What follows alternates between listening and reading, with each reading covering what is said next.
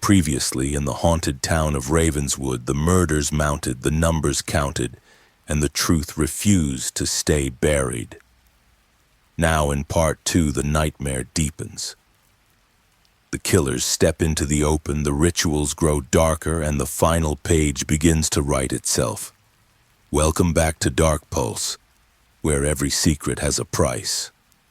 Before we dive in, let us know in the comments where you are watching from and what time it is right now.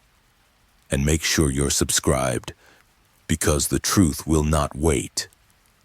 The 12th victim should have closed the book. Sheriff Whitmore's body swaying against the cliffs with the word "end" carved across his chest should have been Ravenswood's conclusion. The town had gathered in silence, staring at the sea as though it had devoured the curse with him.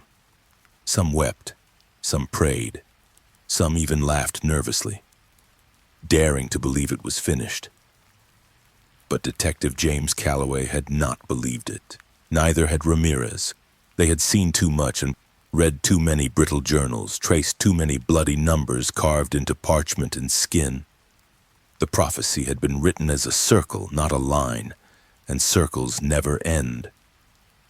For a single week, Ravenswood pretended to be alive again. The diner reopened at dawn, coffee steaming in chipped mugs. Children returned to playing in the muddy streets, though their laughter carried an edge of hysteria.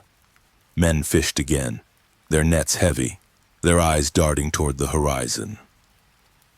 Women scrubbed steps and hung laundry, whispering that the air smelled cleaner, lighter, as if sin itself had lifted.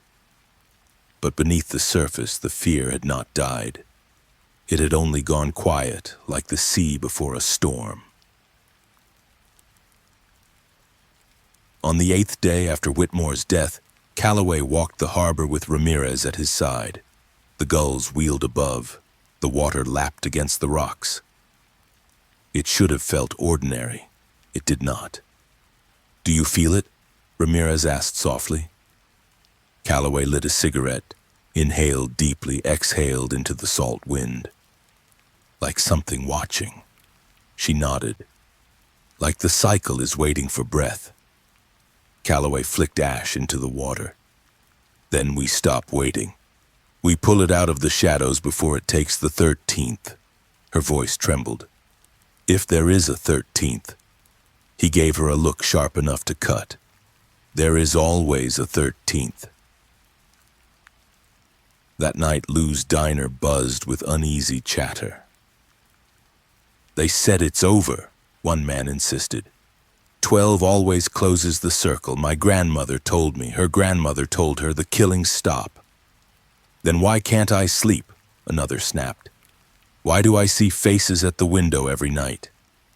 "You see faces because you're guilty," hissed a woman. "All of us are guilty. Ravenswood doesn't forgive. Ravenswood remembers." Calloway sat in the corner booth, cigarette glowing. Ramirez pushed her coffee away untouched. "They're fooling themselves," she muttered. "They're trying to," Calloway corrected. "It's easier than admitting we're standing on the edge of the next page."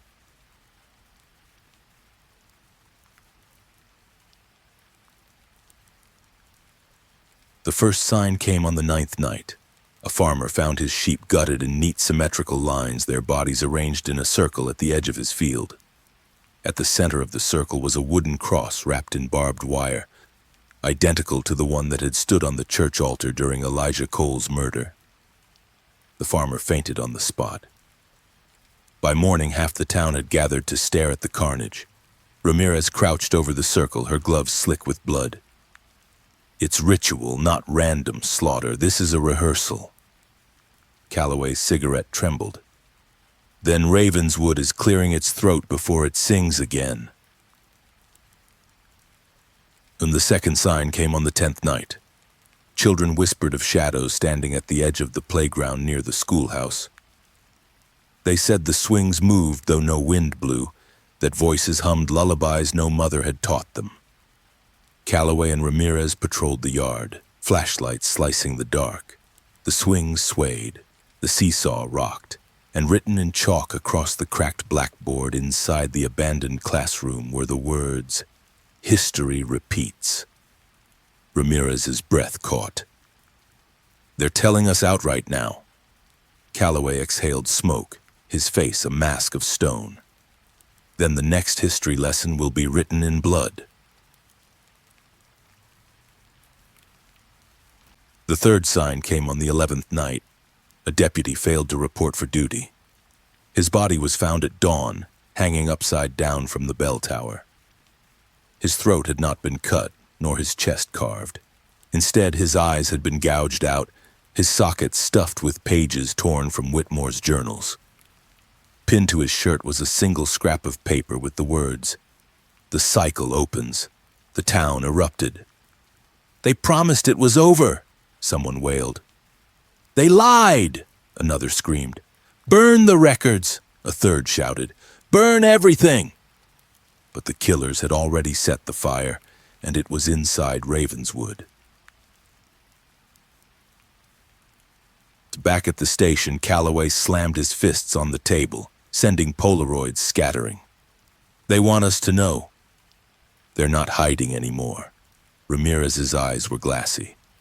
"They never were. We just refused to look straight at them." Calloway lit another cigarette.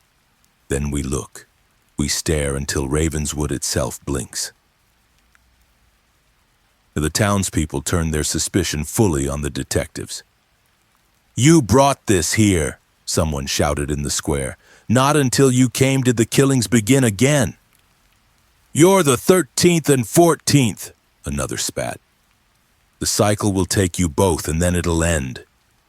Deputies who once followed Calloway now avoided his gaze. Mothers pulled their children away when Ramirez passed. Ravenswood no longer saw them as saviors. They were offerings. Ramirez whispered in the empty office, "They'll turn on us before the killers do." Calloway blew smoke toward the ceiling. Maybe that's the same thing. On the 12th night, another envelope appeared beneath the station door. Inside was a Polaroid of the deputy's eyeless body dangling from the bell tower. On the back, scrawled in red ink, 13 waits in silence. Ramirez's hand shook. "They're naming it now. They're counting with us." Calloway crushed the photo in his fist, the paper tearing. His voice was gravel. "Then Ravenswood hasn't even drawn its deepest breath." The 13th had not yet fallen, but the town already bled. Men beat neighbors in alleys. Women accused friends of witchcraft. Children whispered that they saw Rachel Monroe's sewn lips in their dreams. And through it all, Calloway lit cigarette after cigarette, his hands shaking but steady enough to write names on the board. Rachel, Harper, Marjorie, Green, Clara, Elijah, Martha, Sarah, Eleanor, Margaret, Trenton, Whitmore. 11 complete. The deputy, unnumbered, a prelude. Ramirez stood at his shoulder. "The cycle hasn't ended. It hasn't even begun again. It never stopped." Calloway exhaled smoke. "Then Ravenswood itself is the killer." Outside, the fog pressed tighter against the windows, thick and heavy. The sea roared as though it too was counting. And somewhere in the silence, Ravenswood smiled. Ravenswood had buried 12 bodies, and still the town did not sleep. The killers had promised nothing more, no fresh prophecy pinned in blood. Yet the air was tighter, the fog heavier, the silence more suffocating. Everyone felt it. The 13th was coming. It did not need to be written. It was already alive in the marrow of Ravenswood. Detective James Calloway sat at his desk in the station, cigarette smoke curling into the stale air. His board of photographs stared back at him. 11 victims arranged in rows, one deputy dangling from the bell tower without a number, and Whitmore's carved body closing the circle. But it didn't close. The circle was not an end. It was a spiral, always spinning. Detective Elena Ramirez slammed a ledger on the table. "I found more," she said, her voice low and furious. "Town records from before Whitmore. Records buried so deep even the council didn't speak of them. Calloway leaned forward, smoke burning his lungs. And? Ramirez opened to a brittle page, the ink faded but legible. 13 must bleed in silence or Ravenswood forgets itself. Her hands trembled. It's older than Whitmore, older than the council. This cycle goes back to the founding. Every 30 years, 13, always 13. It doesn't stop at 12. That's why we're still here. Calloway's jaw clenched. Then Ravenswood isn't cursed. Ravenswood is designed. The next day, the town gathered in the square, faces pale, eyes wild. The diner was closed, the church abandoned, the docks silent. All of Ravenswood had come to stare at the station, waiting for Calloway and Ramirez. "You lied," a woman screamed. "You said it ended with 12. You're the 13th, a man shouted, his rifle raised. "They'll bleed you both," another snarled. "And then it ends." Deputies drew weapons, but Calloway stepped forward, his cigarette glowing. "Listen to yourselves. You think killing us will stop them? You think Ravenswood wants justice? Ravenswood doesn't want justice. It wants blood, and it will take yours next." The crowd hesitated, trembling between fury and fear. Then a voice from the back hissed, "They're the killers!" The mob surged. Stones flew, glass shattered. Calloway and Ramirez barely made it inside the station before the doors splintered under fists. "They'll burn us out," Ramirez whispered, her eyes wide. Calloway lit another cigarette, his hands steady. "Let them try. Ravenswood has burned before. The killers always walk out of the flames."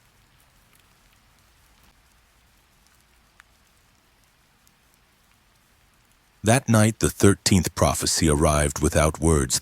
No envelope, no Polaroid, only a sound, the church bell. It rang once, then twice, then 13 times. The town froze. People spilled into the streets, staring at the bell tower in horror. It had been silent for decades. Its rope was frayed, its gears were broken, and yet it rang, each toll a heartbeat, each note a nail in Ravenswood's coffin. On the 13th toll, the bell split the night with a crack like thunder.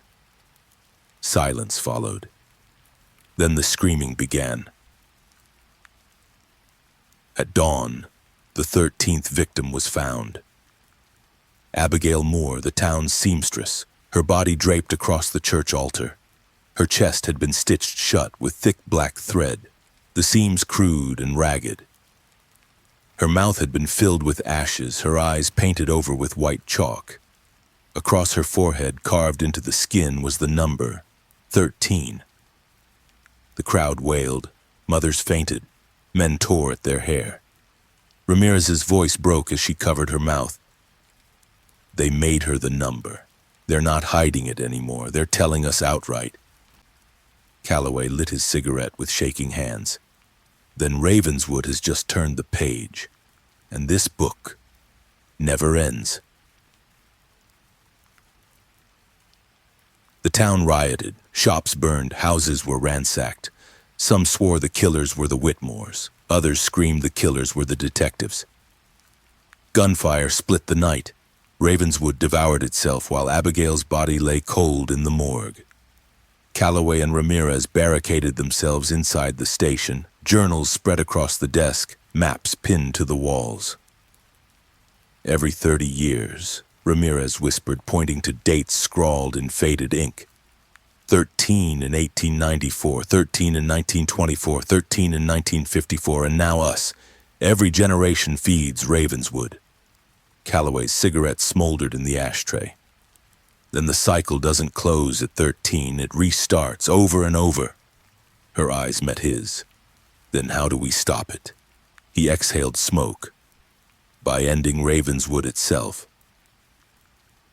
That night, another Polaroid appeared under the station door.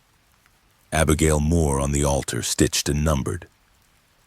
On the back, written in red ink, 14 waits where the sea swallows the sun. Ramirez's face drained of color. The lighthouse. Calloway lit another cigarette, his jaw hard. Then Ravenswood's not done bleeding. 'Cause the lighthouse had always been a throat at the edge of Ravenswood, swallowing fog and coughing light. Old maps called it Sentinel Point, but locals called it the End, where the sea swallowed the sun. After the dead bell tolled 13 and Abigail Moore lay numbered on the altar, an unsolved mystery rose from the spray. 14 waits where the sea swallows the sun. Detective James Calloway read the line once, again, and aloud. It did not feel like a clue, it read like a funeral. Detective Elena Ramirez watched gulls scribble warnings across the gray window. She did not turn when she said, "We know the place, we don't know the hour." "Dusk," Calloway answered, crushing a cigarette in an overfull tray. "They want the horizon to bleed while Ravenswood watches." By noon, everyone had heard. By 3, the fishermen had pulled their boats. By 5, the path to the lighthouse was a narrow artery of lanterns and fear. Mothers clutched children, fathers clutched rifles, old men clutched the names of the lost like rosaries. No one asked whether multiple murders would come. The stage had called. The actors obeyed. Calloway and Ramirez walked ahead of the crowd, boots chewing wet grit. Wind dragged salt across their lips. Sentinel Point rose from the rocks like a finger raised in warning, its lens cracked into a web of old lightning. Waves slapped the base with distant applause. 14, Ramirez murmured. Then 15, 16. We thought 13 closed the curse, it was only a page break. He listened to wind and found another sound below it, the soft, plosive hush of breath behind stone. Ravenswood hid its living better than its ghosts. At the iron door, a chalked scrap hung from a nail. "Witness well, for we are many." Calloway muttered, "Of course you are. It takes a crowd to build dark secrets." They stepped inside. The air smelled of damp and oil, the breath of rooms that remember storms. The spiral stairs curled like a rib cage. Narrow steps were worn to crescents by a century of keepers. Metal groaned somewhere above, a hinge rehearsing confession. Ramirez called, "Ravenswood Police, show your hands." Silence answered, then a measured knock from the lantern room. 1, 2, 3, 4, an invitation. They climbed. Every 10th step the wind moaned through a seam. Every 20th the sea slapped stone below like a warning. Halfway up, Ramirez touched the wall. Tiny spirals had been carved into the mortar, spirals within spirals that tugged the eye inward. "Breadcrumbs," she said. "Only the trail leads to a mouth." The lantern room door yielded. Dusk turned the glass to copper. The floor was too clean, scrubbed as if every print had been persuaded to surrender. A single chair waited by the shattered lens. On it lay a small yellow raincoat neatly folded. Beneath, a coil of rope slept like a snake. "They want parents to keep staring at the horizon even at night," Ramirez said. "Fear does not sleep." Calloway touched the cold frame of the lens. He felt vibration, not surf, but footsteps. "Down," he said. They descended fast. The steps vibrated again, closer, heavier. Then the iron door squealed. One set of steps was slow and deliberate. Another was light. A third slid like cloth across teeth. At the base, the door stood open. The path was empty except for a gull cocking its head as if waiting for instructions. Something dark lay at the sill. Ramirez knelt, lifted it, and flinched. "Hair," she said. "Braided, wet." The braid ran like a wick across the threshold and out to the path where wind smeared it. Calloway scanned the rock and found what the sea tried to hide.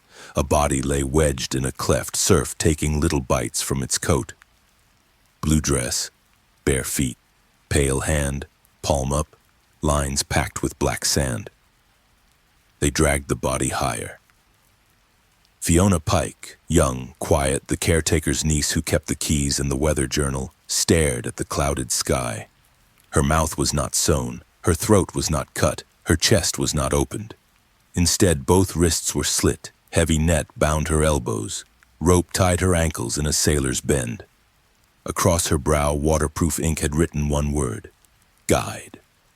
Ramirez whispered, "They want us to learn the route." 14, Calloway said. "Beneath the last light." The crowd arrived in a crush of boots and breath. Someone screamed Fiona's name. Someone shouted the detectives had drowned her to keep the story alive. Sea glass flew. A boy pressed both hands to his stomach to keep something inside from falling out. Ramirez shouted for space. Ravenswood obeyed fear instead. A click sounded from inside the tower, sharp, metallic, a key finding home. Then a cough and a whir. Rust screamed. The lantern tried to turn. Light staggered on. Weak and uneven, a wounded eye remembering sight. It swept rope at Fiona's ankles, netted her arms, the word on her brow, and then the horizon where the sun knelt. Murmurs rippled, some wept, some crossed themselves, some stood hollow. The beam returned to the cliffs and froze. The mechanism locked on a notch above the path. A figure crouched under a tarp. For a heartbeat, it looked like a survivor. Then the tarp shifted and showed wire and cloth, a man-shaped decoy with a bell clapper for a heart. "They built a witness," Ramirez breathed. "They built a mirror," Calloway answered. "So the town can see itself waiting." A child called, "On, will the light stay on?" No one answered. The beam faltered, brightened, steadied. Fiona watched nothing with open eyes. Calloway turned his back to the horizon. "Inside," he said. "They are not finished." They climbed again. New chalk marks dotted the risers, little stars, every fifth star crossed with a slash. "Counting lights," Calloway said, "and keepers marked misfires." The floor now held a single wet salt footprint, small toes splayed, heel thin as a petal. Ramirez whispered, "They want us to think of children, to keep the lullaby running." Calloway touched the print. It beaded under his finger, slick with lantern oil. "They do not leave clues," he said. "They write suspense thriller." A clang below, then a grunt, then a body meeting iron.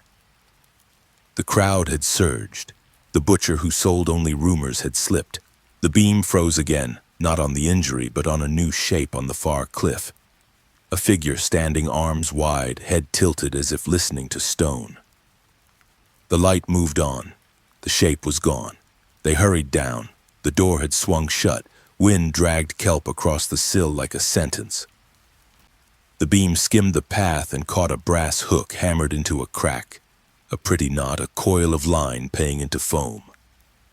"They are conducting," Calloway said. "Light, audience, prop." "And curtain," Ramirez answered, closing Fiona's eyes.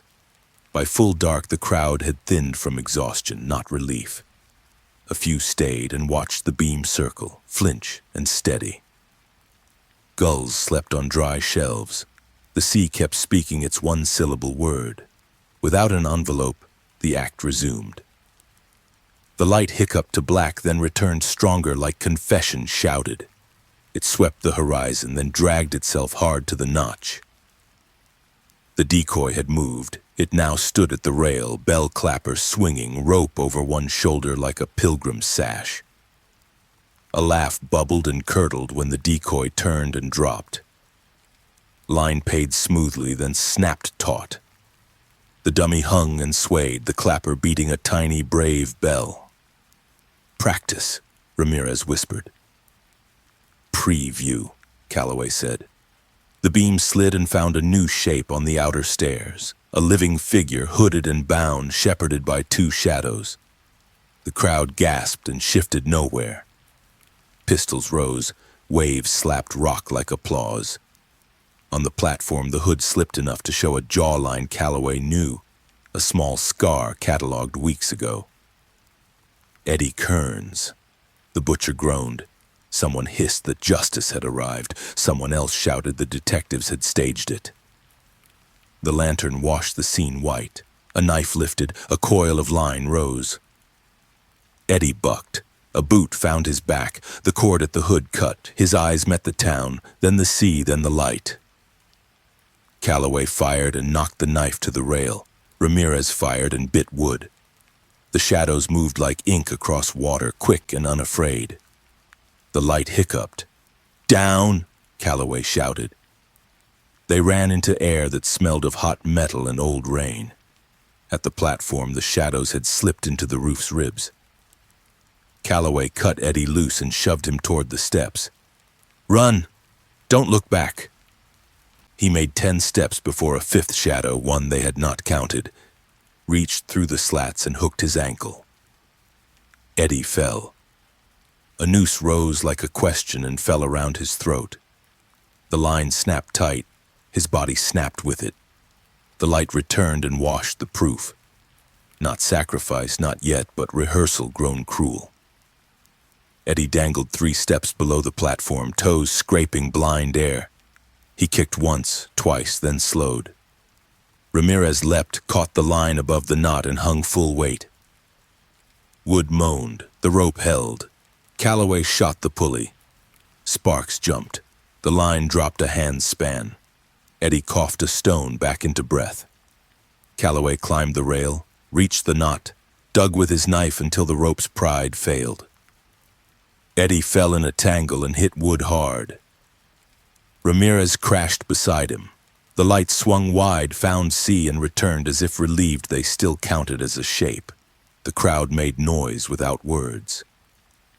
Ramirez cut Eddie's wrists free. He crawled to the rail and retched until only grief came up. "Who? How many?" Calloway asked at his ear. Eddie spat and whispered, "More than you think. Less than we fear. We don't know each other." A truth inside a truth. Calloway nodded and said, "Go." Eddie staggered down. The shadows did not return. The beam kept its patient circle. The sea practiced erasing. By midnight, only bones and stubbornness remained on the rocks. Wind drew writing in the water. Calloway and Ramirez sat back to the lens and let darkness make its small mercies. 14, she said. We never counted her because we were counting the light. Fiona, he said. They knew our eyes would aim up, so they wrote the number on the rock. She blew a breath that tried to be a laugh and failed. Ravenswood won't stop. No, Calloway said, but it will run out of readers. Before dawn, a gull pecked the yellow raincoat and dragged a thread free. It unraveled like a fuse. Calloway watched it go and felt old, as if the lighthouse had been built on his spine. In the gray, the remaining crowd parted without words. The path back looked longer, the stones higher, the air heavier. The light had died again. Gulls spoke in single syllables. Eddie fell in beside them, eyes swollen, throat bruised. He did not speak until the first houses appeared. I went to the church weeks ago, he rasped. Thought I heard singing. I found a note under a pew. If you want to live, don't learn our names. Ramirez asked, and you didn't? I tried, he said. But Ravenswood keeps its secrets in your own mouth. They reached the square. Someone had chalked a new sentence on the diner wall, big and careful, a child's hand coached by an adult's patience. True crime story remains open. Calloway tasted chalk. He flicked his last cigarette into the gutter and ground it out with his heel. Then we keep reading, he said, or we tear out the last pages. Ramirez looked back at the lighthouse, a dark throat swallowing dawn. And if the last pages are blank, then we write on them, Calloway answered and walked toward the station where the board waited with its faces and strings and the blank spaces where new names were always ready to live. The hollow veins of Ravenswood. For 3 days after the lighthouse, Ravenswood pretended to breathe. The townsfolk whispered that perhaps the blood had ended with Fiona Pike, with Eddie Kearns spared, with the yellow raincoat folded like a warning. Mothers sent children back to their lessons, though the schoolhouse still stank of Margaret Kane's rope. Men reopened shops, though their hands shook as they measured flour or hammered nails. The gulls cried louder as if mocking the effort. Detective James Calloway didn't believe in peace. He sat at the station with his board of faces, the photographs curling at the edges. Rachel with her sewn lips, Harper with his cut throat, Marjorie with her hollow chest. Green carved in public, Clara bound as a witness, Elijah skewered beneath the bell, Martha burned alive, Sarah drowned in silence, Eleanor drained beneath the stars. Margaret hung where children once sang, Trenton gutted on the council table, Whitmore lashed to the cliffs, Abigail stitched as 13, Fiona braided as 14. He counted them again. He smoked until the room turned gray. Detective Elena Ramirez slammed a drawer shut. You're wearing grooves into your skull. Counting won't stop the numbers. Calloway exhaled smoke through clenched teeth. Then what will? Her voice cracked. Ending Ravenswood. He met her eyes. And how do you end a place that bleeds like a body? On the fourth night, the first sign returned. A fisherman named Owen reported that his nets came up filled not with cod, but with bones. Human bones scraped clean, lashed together in crude spirals. He dragged the net ashore, screaming, while villagers gathered around the grotesque catch. Children wept. Old women whispered prayers.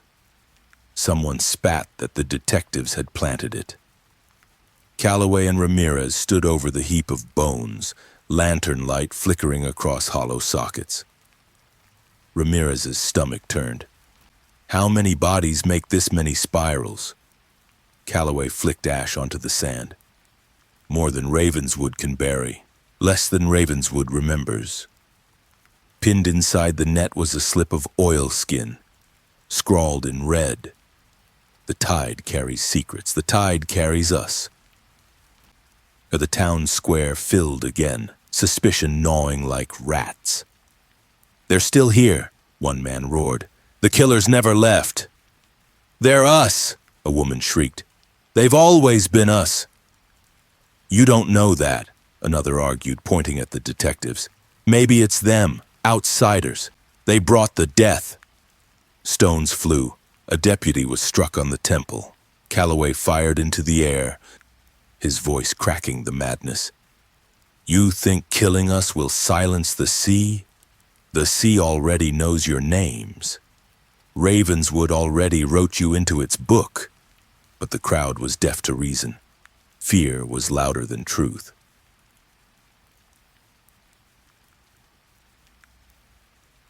That night, Calloway and Ramirez walked the cliffs. The wind screamed, the sea pounded, the lighthouse loomed black. Ramirez clutched her coat. Every sign drags us closer. Every clue is a rehearsal. Calloway lit his last cigarette. Then let's meet the play on its stage. Halfway along the cliff path, they found another offering. A lamb gutted neatly, its insides replaced with stones. Across its flank was carved, 15 learns the weight of silence. Ramirez's whisper was almost a sob. 15. Calloway dragged deep on his cigarette. They're already counting ahead. Ravenswood doesn't pause. Ravenswood rehearses while we sleep.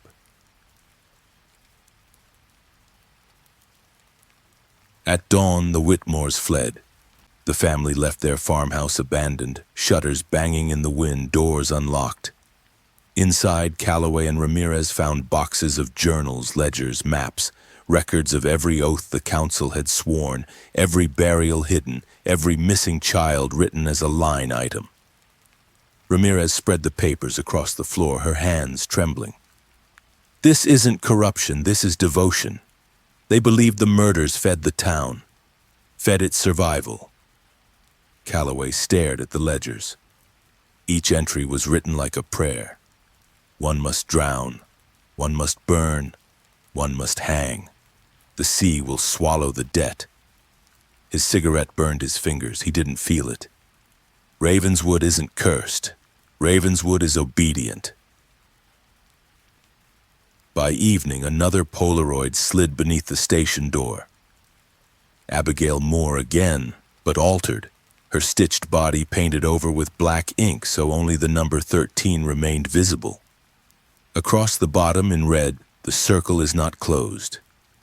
The hollow veins run deeper. Ramirez whispered, "They're telling us there's no bottom. Every cycle bleeds into the next." Calloway crushed the photo in his hand. "Then we drown the book before it writes us." But outside, Ravenswood was already sharpening knives.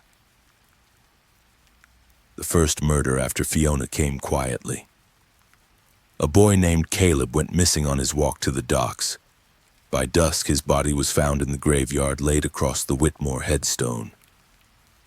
His chest was intact, his throat untouched, but his hands had been severed and placed neatly on his chest like folded wings. Pinned to his shirt was a note. "Hands write history.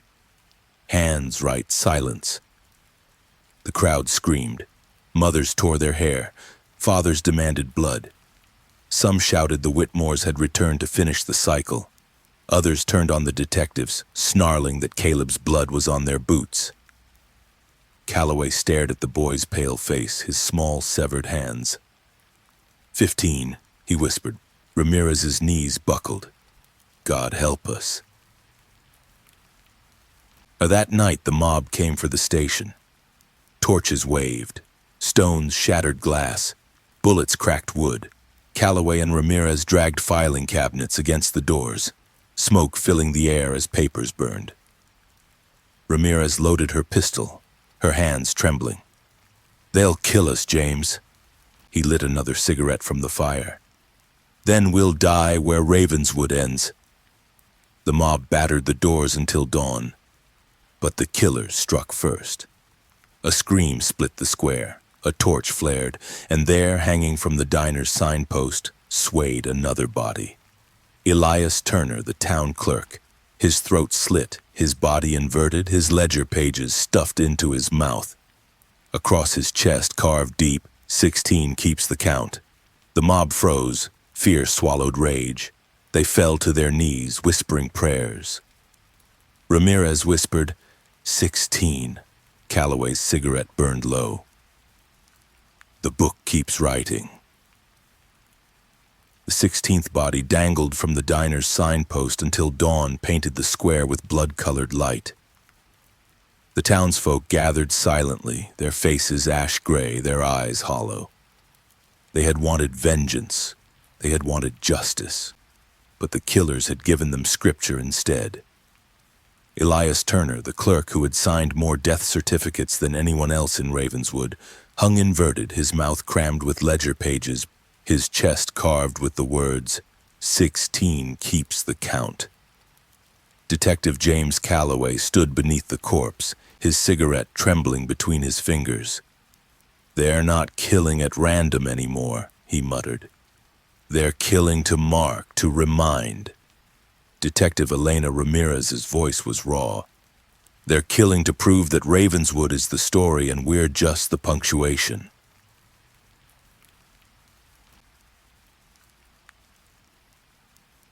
By noon, the mob had broken apart, too afraid to riot, too hollow to mourn. Mothers dragged children indoors. Men bolted doors and polished rifles they no longer had the courage to fire. Lou's diner closed, its windows nailed shut, its signs swaying under the weight of Elias's body until deputies cut him down. Ramirez pored over Whitmore's ledgers in the dim light of the station. 16 appears in every cycle, she whispered. Always inverted, always the one who recorded the others. They don't just choose victims. They choose roles. Calloway dragged smoke deep into his lungs, staring at the board of photographs. Then who's next? Who hasn't played their part? Her finger traced faded ink in the journal. 17 is always the betrayer. The one who turns neighbor against neighbor, the one who feeds the fire. Calloway's jaw clenched. And in Ravenswood, everyone's a betrayer. That night, the town council chambers burned. Flames licked the cracked windows. Smoke curled into the black sky. By the time Calloway and Ramirez arrived, the building was gutted, its roof collapsed, its walls charred bones. In the ruins, pinned to the last standing beam, hung a mask made of stitched human skin. Across the beam, scrawled in ash, 17 feeds the pyre. Ramirez gagged, her hands trembling. They're not even hiding their choreography anymore. They're staging Ravenswood like theater. Calloway exhaled smoke into the night. Then the curtain hasn't fallen yet. It's still rising. The 17th fell the next morning. Jonas Miller, the butcher, was found in his stall, his own knives driven into his chest, his apron soaked red. Above him, carved into the wooden beam, 17 betrayed the flesh. The market emptied into chaos. Some swore Jonas had been a killer himself. Others screamed the killers had turned Ravenswood's own hands against it. Calloway lit a cigarette in the blood-soaked stall. 17, he muttered. The betrayer. And Ravenswood keeps eating itself. Ramirez's voice cracked. Then 18 waits. And after that, more. The cycle doesn't end at 13. It doesn't end at 17. It doesn't end. Back at the station, the detectives found another envelope slid under the door. Inside was a Polaroid of Jonas Miller's body, knives in his chest, his apron a scarlet shroud. On the back, in red ink, 18 will kneel where sins are confessed. Ramirez whispered, "The church." Calloway ground his cigarette into the ashtray. Then Ravenswood's faith is about to bleed. The church had been abandoned since Elijah Cole's death beneath the bell. Its pews were splintered, its altar still scarred, its cross wrapped in barbed wire. The townsfolk gathered outside in terrified silence, unwilling to enter, unwilling to look away. Calloway and Ramirez pushed through the doors, lanterns casting trembling light. The air stank of rot and mildew. On the altar knelt Father Gabriel, his hands bound, his mouth gagged with rosary beads. His chest was bare, carved with the word 18. Blood pooled at his knees, soaking the stone floor. His eyes were wide, pleading, as if begging God for an answer Ravenswood had already stolen. Ramirez's breath hitched. "He's still alive." They rushed forward, cutting the bonds, tearing the beads from his mouth. But before Gabriel could speak, a shadow moved in the rafters. A rope dropped, a blade flashed, and in an instant his throat was cut from ear to ear. Blood sprayed the altar. The congregation outside screamed. Calloway raised his pistol, firing into the rafters, but the shadows melted away, leaving only silence. Gabriel collapsed against the altar, lifeless. Ramirez pressed her trembling hands to the wound. Too late. 18, she whispered, confessed in blood. The town howled. Mothers tore at their hair. Fathers raged at the sky. The mob surged toward the station, demanding answers, demanding justice, demanding blood. Calloway stood in the square, cigarette smoke curling into the chaos. "You want justice?" he roared. "Look at yourselves. You are Ravenswood's justice. You are its killers. Every oath you swore, every silence you held, every neighbor you accused, it all fed this. Ravenswood doesn't want peace. Ravenswood wants blood, and you keep giving it." But his words only fueled their fury. Stones flew, guns fired, blood spilled again, not from killers, but from neighbors. Ravenswood was tearing itself apart, and the killers needed only to watch. At dawn, another Polaroid waited. Father Gabriel, his throat cut, blood painting the altar. On the back, written in red, 19 falls beneath the watcher's eye. Ramirez's voice trembled. The lighthouse again. Calloway exhaled smoke, his face hard. Then Ravenswood's story hasn't even reached its climax. The sea hammered the cliffs as if testing the stone for weakness. Ravenswood's streets were empty, its windows shuttered, its doors barred, but fear still leaked through every crack. Word had spread of the next prophecy, written in blood on the back of a Polaroid. 19 falls beneath the watcher's eye. The lighthouse had never rested. Even when its light stuttered, its black ribs still loomed above the town, a sentinel that saw too much. And now the killers had chosen it again, as if to remind Ravenswood that no cycle ended, no ritual closed, no wound healed. Detective James Calloway stood at the base of the tower, cigarette glowing in the salt wind. "They want us back here," he muttered. "They want us to climb, to watch, to witness." Detective Elena Ramirez adjusted the pistol on her hip, her eyes scanning the horizon. "And if we don't," Calloway exhaled smoke, "then Ravenswood will climb without us." By dusk, the path to the lighthouse was lined with lanterns. The townsfolk came in silence, pulled by dread, by obligation, by the certainty that the killer's stage must be seen. Children clutched their mothers' skirts, men carried rifles but lowered their eyes. The door to the lighthouse stood open. Inside, the spiral stairs gaped like a throat. Calloway and Ramirez ascended, boots echoing. Each step was slick with salt, each landing marked with chalk symbols. Spirals, crosses, crude faces with mouths sewn shut. Ramirez's breath was sharp. "They're counting with us." At the lantern room, the beam flickered weakly, and there, lashed to the broken lens, hung the 19th. Anna Whitmore, the last surviving daughter of the Whitmore line, her arms outstretched, her wrists nailed to the iron frame. Her chest had been carved with the word eyes. Her own eyes had been gouged out, placed in glass jars, and set on the sill to watch the town below. The crowd below gasped. Some fainted, others screamed prayers. Ramirez covered her mouth, tears burning her eyes. 19, she whispered, beneath the watcher's eye. Calloway lit another cigarette, his face stone. "And the watcher never blinks." The town fractured.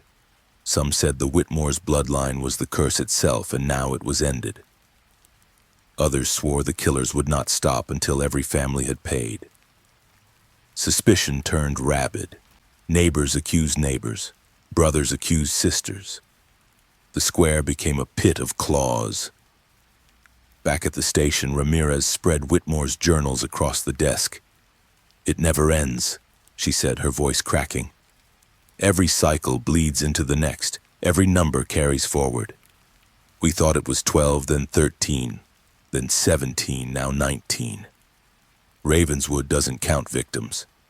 Ravenswood counts chapters." Calloway dragged deep on his cigarette, staring at the board of faces. "Then the book has no last page." At midnight, another envelope slid beneath the station door. Inside was a Polaroid of Anna Whitmore, nailed to the lens, her eyes staring blindly from jars. On the back, written in red ink, 20 burns where truth is buried. Ramirez's breath hitched. The graveyard. Calloway exhaled smoke, his jaw tight. Then Ravenswood is about to exhume itself. The graveyard lay at the edge of town, the sea gnawing at its borders. Tombstones tilted like broken teeth, grass overgrown, mausoleums cracked. The air smelled of brine and earth. The townsfolk gathered at the gates, lanterns trembling in their hands. Calloway and Ramirez pushed through, pistols drawn, breath sharp in the fog.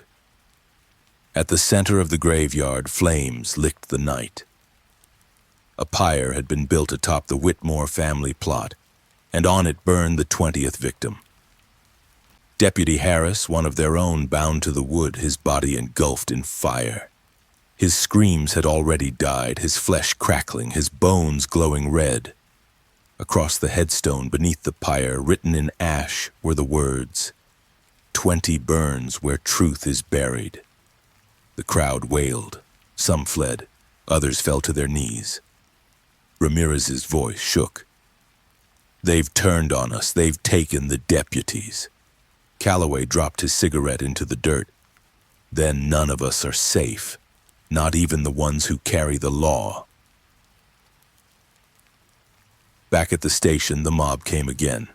They battered the doors, shattered the windows, shouted for Calloway and Ramirez to be given as offerings. You brought this here, they screamed. You're the reason Ravenswood bleeds. Inside, Ramirez gripped her pistol, her hands shaking. They'll kill us, James. Calloway lit another cigarette, smoke curling around his weary face. Then we take Ravenswood with us. But the killer struck first. A shot cracked across the square. A man collapsed, his throat opened. Panic ripped the crowd apart. And when they looked to the church steps, another body swayed. Pinned to its chest was a note. 21 waits where the fog never lifts.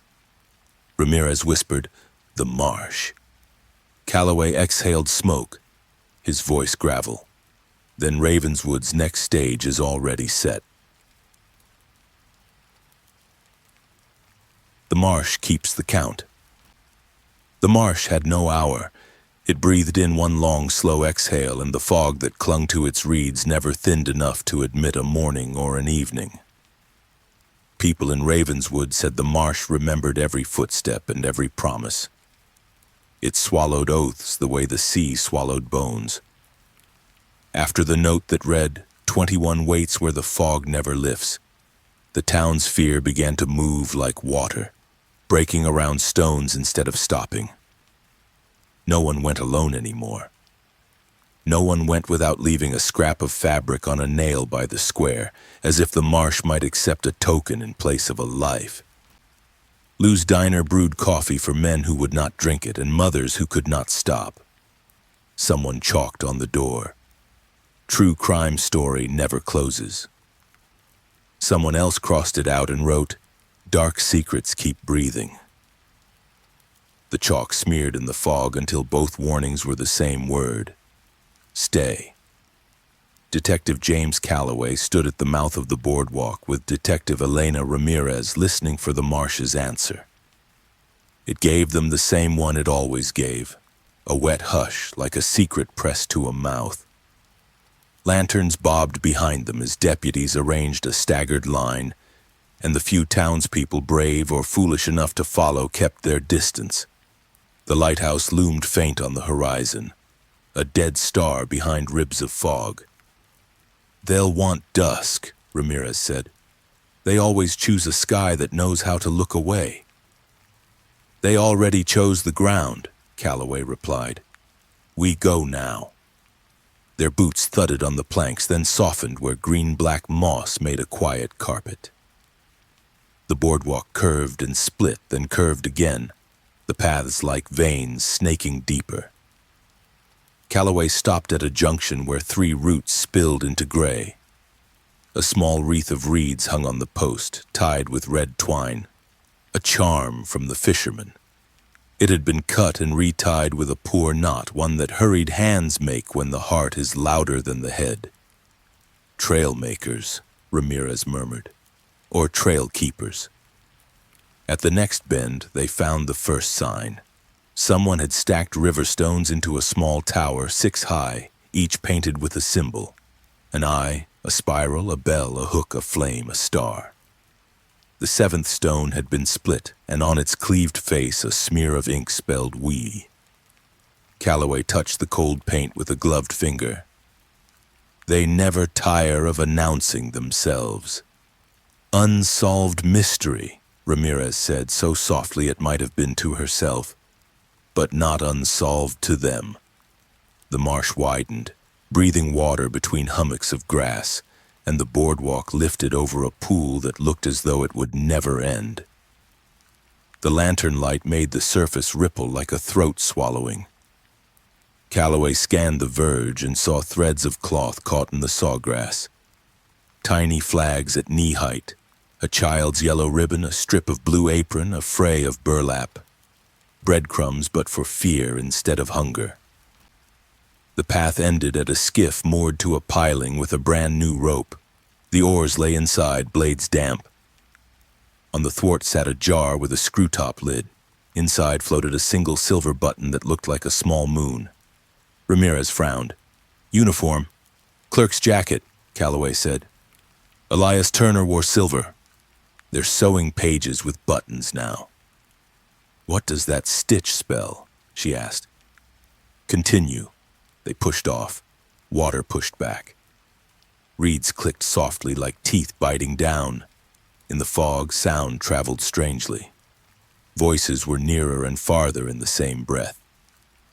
Calloway rode by feel and memory, charting the turns by the muscles in his shoulders more than the scant light ahead. He thought of how suspense thriller hosts said the phrase, "a town with dark secrets," and wondered what they would do with a place that swallowed even the idea of daylight. The skiff bumped a hidden piling. Ramirez steadied them with a hand on the fog. "Hear that?" At first it was only the marsh, tiny pops of breath where bubbles broke, reeds hissing. Then the pattern sorted itself. 3 knocks, a pause, 3 more. Not an SOS, not a hymn. A metronome. Somewhere in the gray, someone was keeping time. They followed the sound to a flooded platform roofed with corrugated tin. Beneath it stood a chair. On the chair sat a bundle neatly wrapped in oilcloth and bound with copper wire. The wire ran to a rusted bell clapper hung from the roof. A breeze moved the sheet of tin, and the clapper nudged the wire, and the wire nudged the bundle so that breath became motion and motion became a sound like a heartbeat. Ramirez cut the wire. The clapper stilled. The bundle did not. Something inside shifted as if a small animal had rolled over in sleep. She sliced the oilcloth. Underneath lay an empty raincoat stuffed with reeds and river stones. In the pocket, a folded scrap that read, "We are many," and a second that read, "We are one." "Cells," Calloway said. "No names." "Same book." He thought of what Eddie Kearns had told him at the lighthouse, that the ones who did not know each other still understood the choreography by instinct. He thought of the way a town could teach itself to be cruel by calling it survival. He thought of a sentence in a ledger. Hands write history. Hands write silence. The fog thinned by inches, revealing a tangle of poles at the edge of a bigger pool where the water went black. Glass jars hung from the poles, lids sealed, each with something inside. Some held buttons, some held pebbles painted with numbers, some held slips of parchment with single letters. One jar held a wedding ring dulled by silt. Another held a lock of hair tied with blue ribbon. A third held a tiny plastic whistle from a child's life vest, the kind you wish you never needed but keep anyway because the world does not care what you wish. Ramirez swallowed. "Is this a reliquary or a ledger?" "It's both," Calloway said. "A horror crime podcast written for the marsh." A shape broke from the fog, low and wide. At first he thought it was a raft. Then he saw the reed mat woven tight and lashed to a frame of willow. On top lay a person, face covered by burlap, body strapped at chest and thighs. The mat floated because a hidden bladder beneath it forced air through small reeds that rose to the surface like straws. It was an invention made by someone who knew both carpentry and patience. It allowed a person to breathe without air, and it allowed the ones who loved the book to practice mercy and still call it cruelty, or practice cruelty and still call it mercy. Calloway reached and pulled the mat alongside. The body moved with a sluggish heaviness that spoke of hours. Ramirez cut the burlap away. Lou Carver's face stared up at them. Lou from the diner who had poured coffee even for grief, whose name fit the stool better than the sign. His eyes fluttered. His lips were cracked from salt and stories. On his chest, letters had been drawn in waterproof ink, a sentence almost finished. Beneath the fog. "Lou," Ramirez said, "breathe slow." His mouth worked. No voice came.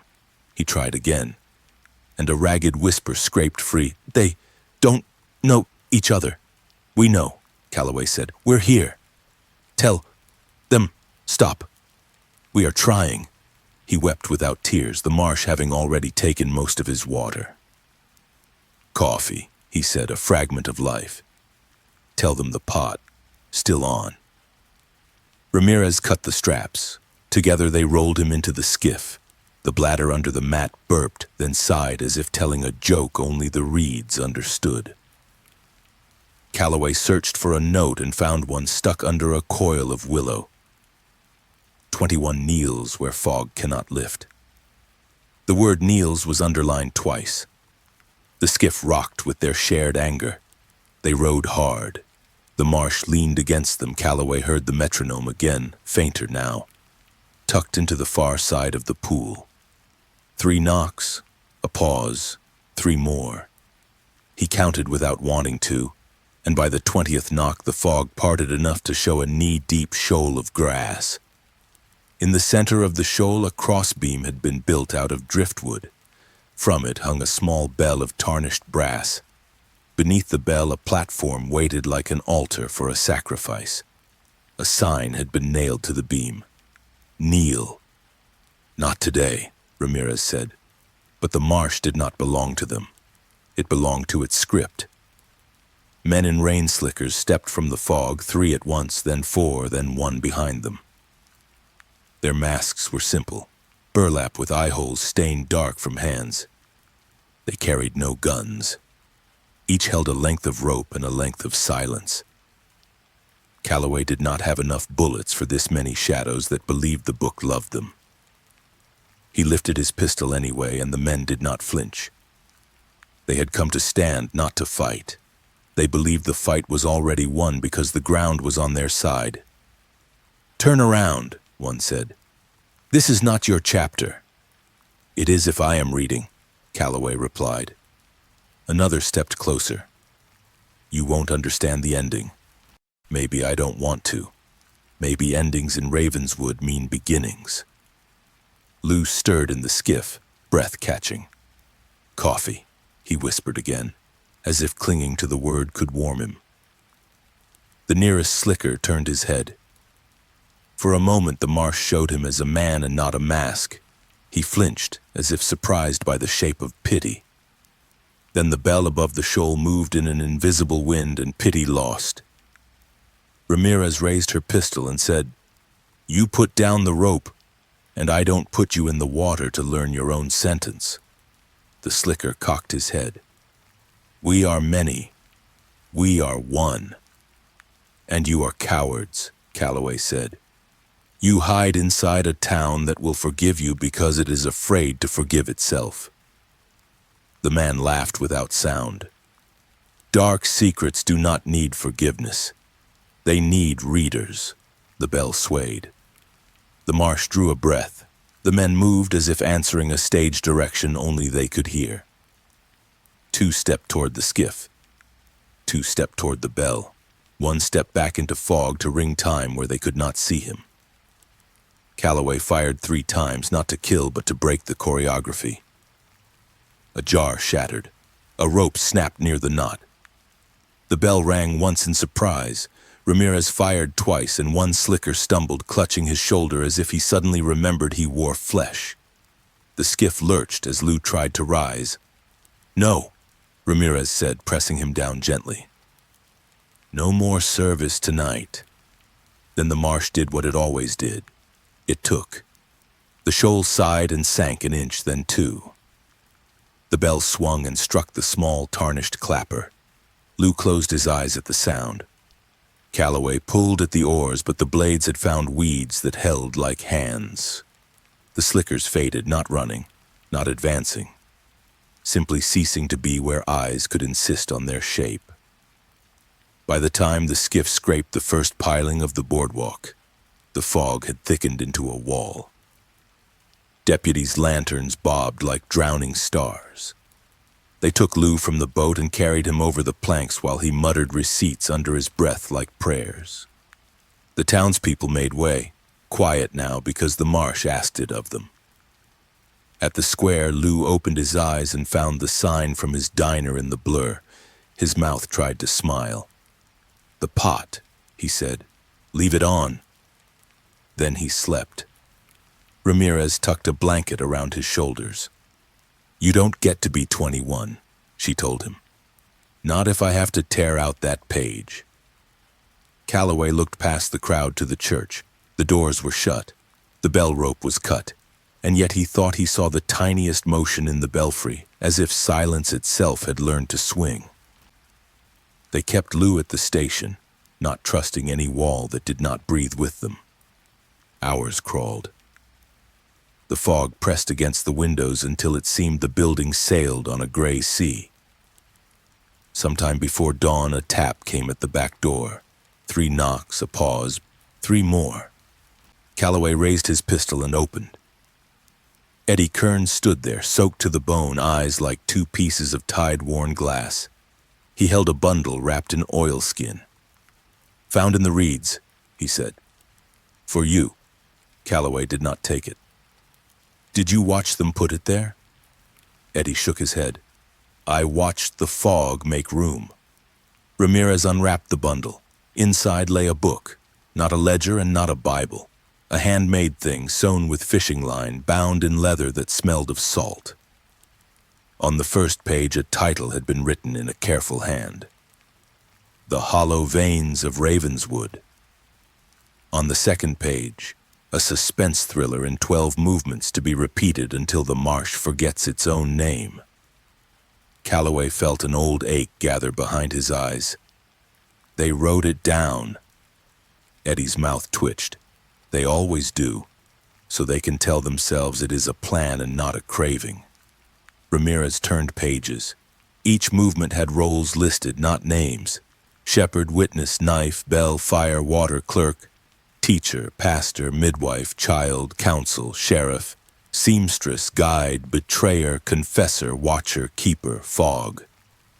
Some had been crossed out and written again with the next generation's hand. Under fog, someone had added coffee. Ramirez closed the book.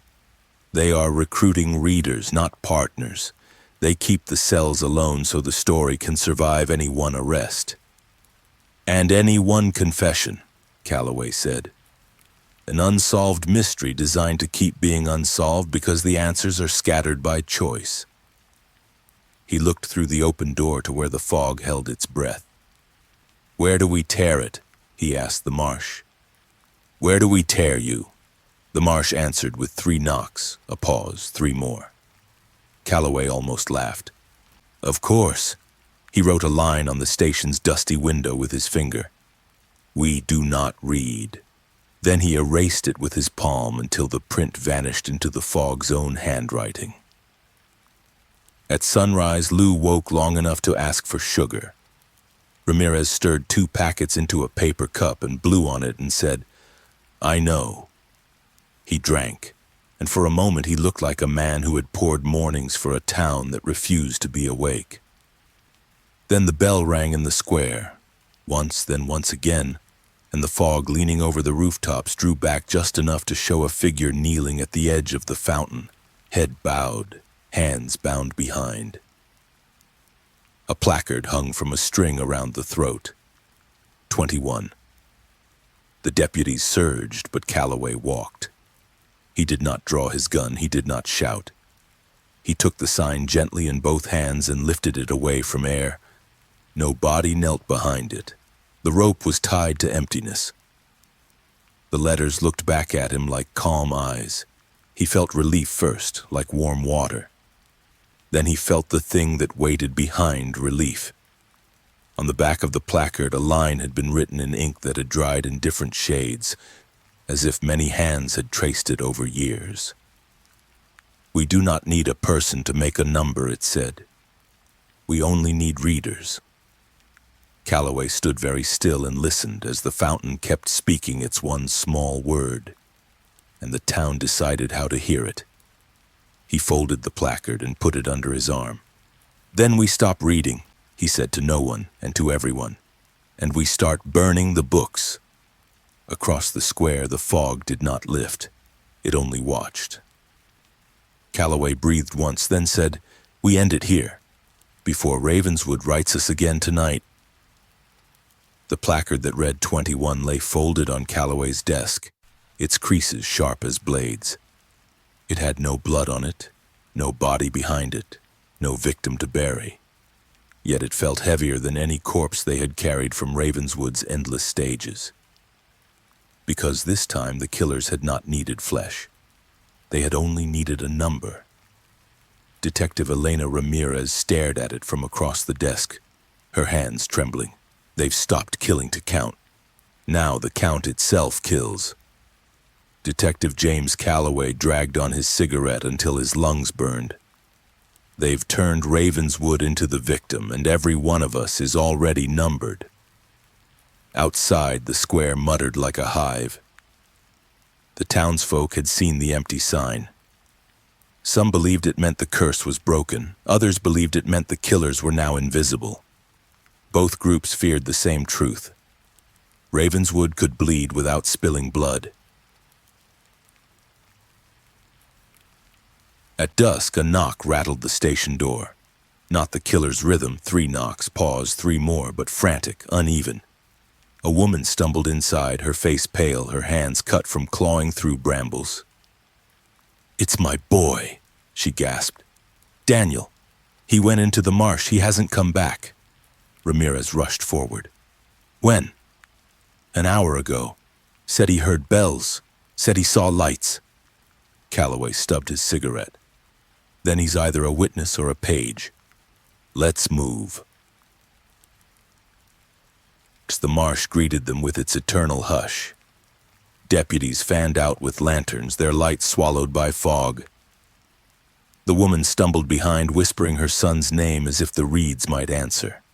The boardwalk creaked beneath their boots. At the first fork, Calloway froze. Hanging from the post was another placard identical to the first. 22. Ramirez's breath hitched. "They're already writing ahead." Calloway tore it down. "Then we tear faster." They pressed on. The knocks returned. 3, pause, 3.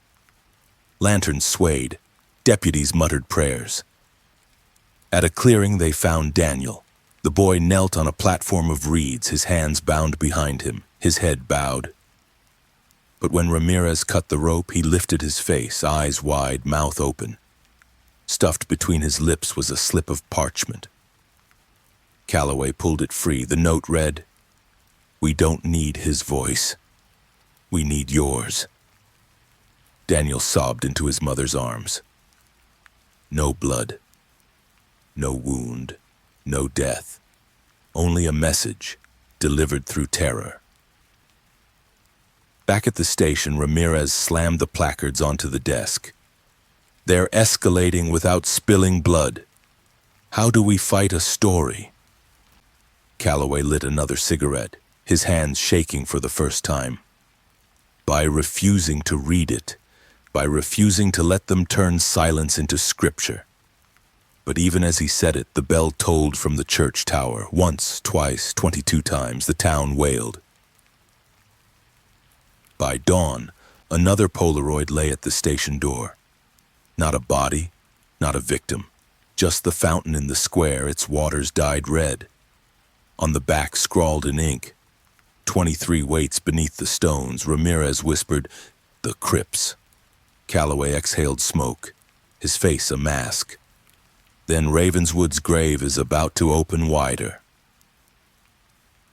The Polaroid of the fountain bled wrong, even after Ramirez scrubbed the basin until her hands went numb.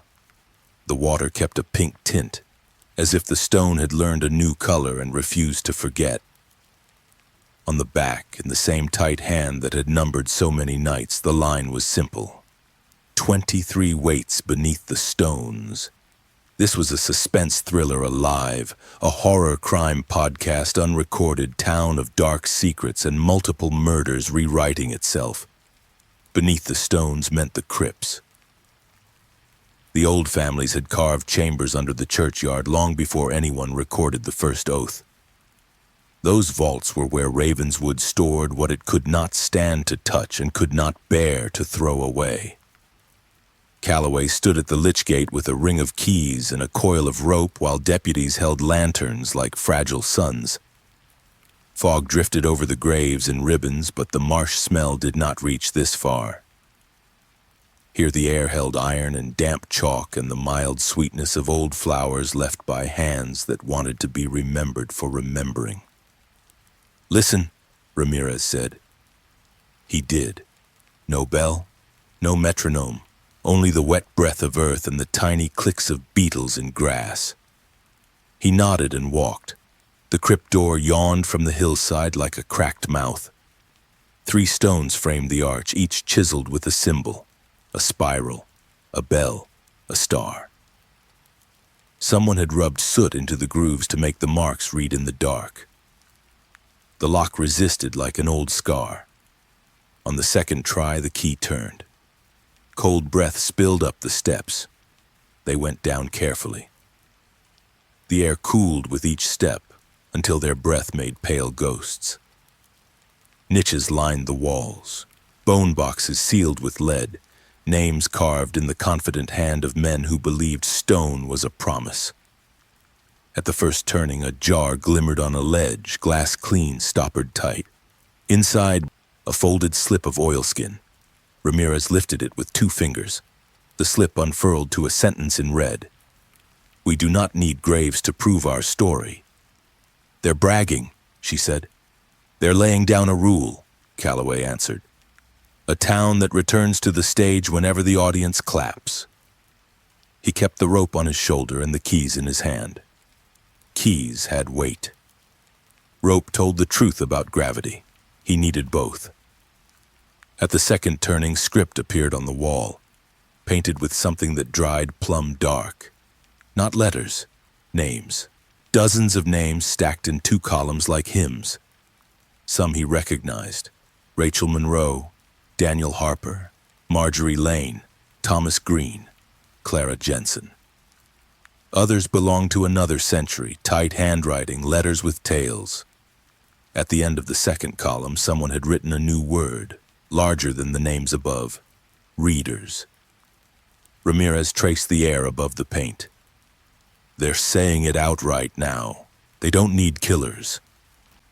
They need readers." "In any true crime story," Calloway said, "the audience is the last conspirator." They reached a sweating chamber with a rough oak table and an open book stitched by hand. A black-tipped quill lay across a page like a warning. Ramirez lifted the lantern higher. The page read like a catechism. Question: what feeds the town? Answer: silence. Question: what keeps the silence? Answer: roles.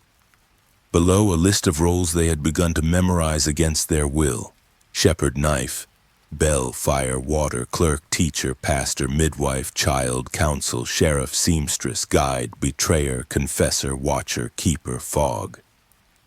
At the bottom, a new word had been added in careful script: stones. "They are still editing," Calloway said, and shut the book with his palm. Lantern light showed a low door and a slab worn smooth by hands. Calloway rolled it aside and entered a tight vault with 3 alcoves and a single wooden chair. On the chair sat a figure hooded in burlap, hands tied behind, head bowed. Ramirez whispered, "Please, no." Calloway lifted the hood. Stone looked back. A carved face, eyes closed, lips parted, the lines of the mouth so tender that for a moment he thought the figure sighed. It was a statue sized to a sitting grown man, chisel marks still faint under the polish of fingertips. A placard hung from its neck by twine. 23. Ramirez's breath shook once, then steadied. This time the body is stone. On the back of the placard someone had written, We only needed the shape. They're testing the town, Ramirez said. How much fear can a shape cause? How much can a rumor accomplish? If it works, they don't have to spend a life. A sound rose from the stair, a soft scuff and a tin rattle. Calloway drew his pistol and flattened against the wall. Lantern light bled around the doorway like dawn under a door. You left the mouth open, Eddie Kearns said, stepping into the room. The fog will think you invited it. He stopped when he saw the statue. His face folded as if pain woke and went back to sleep. They used to do that, he said. When the winter didn't take enough, when the boats returned too full, they carved a sinner so the town could look at a sin. What does the town look like when it finishes staring? Calloway asked. Like it never stared at all. Ramirez searched the alcoves and found a groove that felt like a sentence. Her finger pressed and a shelf inside the middle alcove popped a finger's width. Behind it lay a shallow niche and a copper tube sealed with wax. She warmed the wax with lantern heat and slid the cap loose. Inside were folded papers, edges browned, ink a hand's breadth from fading. She read while Calloway watched the door. Ledger of the stones, year of the bad grain, winter of the black water. That phrase appears 4 times. A list of offerings: rope, breath, bell, ash, water, witness, reader. And here, she turned the paper. A note to the ones who read this. If you are here, it is because you could not look away. If you cannot look away, you are already part of the count. Sit with the stone and let it learn your weight. Who wrote it? Calloway asked. Signed with a drawing, she said. 3 lines crossing in the shape of a net. Eddie's voice thinned. The ones who worked the harbor and wrote the rules with knots. They climbed. The crypt mouth had learned a new color. Red trickled from the mortar like rain that found a vein. Calloway wiped a finger along the seam and brought it to his nose. Not blood. Dye, enough to stain a story. A crowd waited beyond the lich gate. Some wept, some accused. Many held their breath for the next line. The square was a throat again, clearing. Ramirez lifted the placard and held it up so everyone could see both sides. The back is blank, she lied, because truth would only give the book another page. There is no number tonight. Go home. A woman shoved forward, grief eating her voice. You cannot order Ravenswood. It orders us. Then let it, Calloway said. If the town chooses the story over its children, it deserves the ending it gets. The woman spat and left. Others followed, peeling away like old paint. A few remained, the ones who needed to stare and would not forgive themselves without it. Eddie took the keys and pocketed them like a man pockets a future he cannot afford. I'll lock the crypt, he said. I know how to pretend a door stays shut. Night pressed in. The square found its murmur, the sound of unsolved mystery surviving dawns.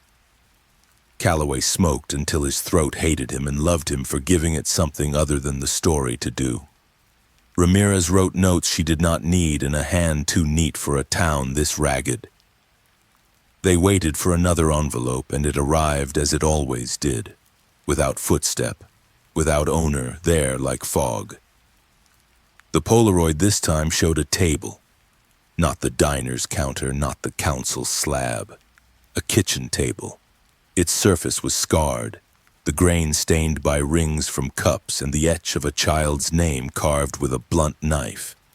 In the center lay a book like the one in the crypt, sewn in rough leather, edges wavy with damp.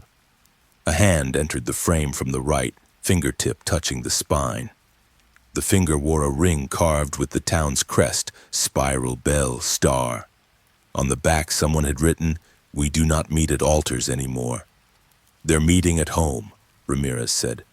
Small rooms, closed windows, dinner tables. They're catechizing kitchens, Calloway said. We could walk past and never know which house has a church in it. He stared at the grain of the wood until he could feel its ridges under his own palm. Only council wore that crest, he said. Ramirez found a page of seals and signatures in Whitmore's ledgers. 4 families still hold the old rings, she said. 3 we know, 1 we don't. We know them all, Eddie said. We just don't say their names because Ravenswood uses our mouths. They knocked on every door with a ring in a dish or on a mantle. At the first house, an old woman shook her head before they could ask. We keep only prayer, she said, and I admit the prayer is mostly fear. At the second, a man with hands too clean stared until their reflection fell off his eyes. Books, he said. Books feed moths. We keep traps. At the third, the ring lay in a dish with keys and a dried sprig of rosemary. A child's drawing was tacked above the dish. A stick figure with a square for a head, mouth stitched with 10 straight lines. In the corner of the drawing, a neat pen had written, "We are many." A woman stepped from the kitchen holding a towel like a flag. "Can I help you?" she asked, her voice trying to be bored and landing in tremulous. "We're looking for a book," Ramirez said. "We read newspapers," the woman said. "Not that kind," Calloway said. "The kind that doesn't need a press." She looked at the ceiling to stop tears. "We say grace," she whispered. "It helps the food not taste like fear." "May we see your table?" Ramirez asked. The table bore 4 reed placemats. A bowl of salt sat at its center beside a candle stub pinched flat. No book, no oilskin. The candle smelled faintly of river mud, as if it had learned to breathe fog. "Where is your husband?" Calloway asked. "At the marsh," she said, and the way she said it was a direction and an apology and the closing of a door. House after house offered a detail for a chorus, reed placemats, salt bowls, candles pinched instead of blown, rings in dishes, rings on hands, fingers missing rings, a dampness in corners where books had learned to live. At the last house before the boardwalk, a table had seen 3 generations of knives. On it lay a book, open. The handwriting on the page was fresh and urgent, taller than the careful script in the crypt, ink skipping where the nib met the grain. Lesson: when the reader is named, the book ends. Practice the unname. "We don't need warrants to know what this is," Ramirez said, "but we'll take it anyway." Calloway closed the book and slid it into his coat. The room seemed to get smaller when the leather left the wood, as if the walls had been braced by the weight of instructions. Outside, the fog leaned closer, then retreated, as if confused about whether to bless or expose. The square found another murmur. It always did. Eddie walked beside them, shoulders forward, as if he carried a bell rope across his back. "You can't arrest fog," he said. "You can't prosecute readers." "I can burn a book," Calloway said. "At what cost?" Eddie asked. "If you make a bonfire large enough, it starts to look like worship." They stopped at the fountain where the water still wore a blush. Calloway unfolded the placard and held 23 to the light.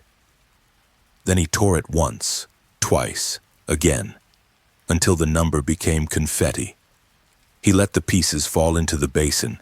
They spun and vanished like minnows. "They'll just write another," Ramirez said. "Then we tear faster." The bell did not ring. The marsh did not cough. The crypt did not sigh. Ravenswood waited in the way a stage waits when the house lights dim and the crowd leans forward without knowing it's doing so. Calloway recognized the moment from other rooms and cases, other nights when a script dragged breath into a room. An envelope slid under the station door while they were still in the square. Eddie picked it up and passed it over without opening it. Calloway broke the seal as if it mattered to be polite. Inside lay 2 Polaroids and a slip of paper. The first photograph showed a matchbook from Lou's diner. The second showed a child's life vest hung over a chair with a whistle dangling like a tooth. The paper read, 24 eats where the town refuses to starve. Pantry, Ramirez said. Cellars, Calloway said. Hoarding rooms, places where fear sits on shelves. He looked at the sky and found no stars, only the sense that there were stars somewhere behind the fog counting. Then we go knock on the doors that smell like grain, he said. And if the books are already on the table, Ramirez asked. We take them off, he said. And if Ravenswood writes another page, we keep tearing until the town runs out of hands. The fountain answered by dripping. Somewhere in a kitchen, a chair scraped the floor and a book closed softly like a mouth quilting itself shut. And beyond the boardwalk, the marsh kept the count without numbers because it had never needed them, because it only needed readers. And Ravenswood had always had enough of those. The hunger of Ravenswood.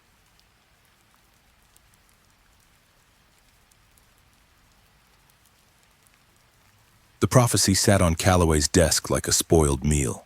24 eats where the town refuses to starve. It didn't need a Polaroid to explain itself. Every house in Ravenswood had a cellar. Every cellar had shelves that sagged under jars of pickled beans, dried fish, sacks of grain. Fear kept the shelves fuller than stomachs. Hoarding was survival here, and survival was worship. Detective James Calloway smoked until the office choked. Detective Elena Ramirez pressed the prophecy flat against the wood. They're targeting food, she said, the thing that keeps the town alive.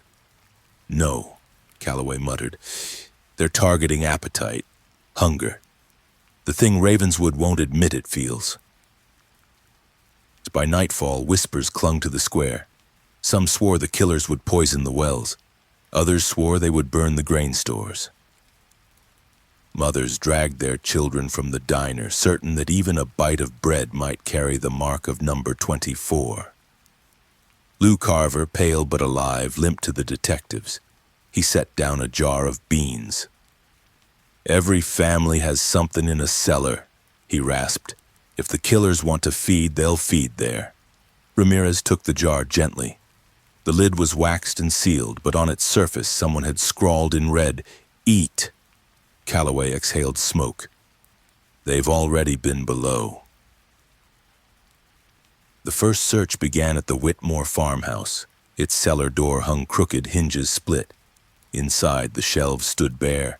Every jar smashed, every sack slit. The smell of rotten vinegar clung to the air. On the far wall, painted in broad strokes, was a word, feast. Ramirez's stomach knotted. They're staging hunger as spectacle. Calloway dragged on his cigarette. Or spectacle is hunger. By dawn, 3 more houses had been raided. At each, the shelves were destroyed, food scattered, words painted. Starve, consume, blood is bread. The townsfolk gathered in the square, clutching jars and sacks, desperate to hide them in plain sight. If we carry them, they can't defile them, one woman cried. If we share them, they can't curse them. But no one shared. Arms tightened, eyes narrowed.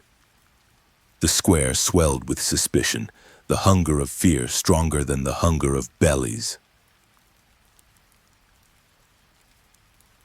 That night, Calloway and Ramirez patrolled the cellars. The smell of damp earth pressed close. Their lantern light caught shadows that seemed to scuttle just beyond reach. At the Miller house, they found something worse than smashed jars. On the center table lay a roast, meat dark and glistening. Plates circled it. Forks and knives had been set neatly beside each place, napkins folded into triangles. At the head of the table sat a chair pulled out, waiting. Ramirez's voice cracked. Whose meat is that? Calloway touched the roast with his knife. Flesh gave way soft, too soft. Not animal, he said. Pinned to the chair's back was a placard, 24. The market erupted the next morning. Rumors split the crowd like cracks in stone. "They're feeding us each other," one man wailed. "They want us to eat," a woman screamed. "They already have," another howled, and the market broke into chaos. People smashed stalls, stole what they could, accused neighbors of serving tainted meals. Deputies fired into the air. Calloway shouted until his voice shredded. Nothing stopped the panic. Ravenswood was starving on fear, and the killers fed it with a spoon.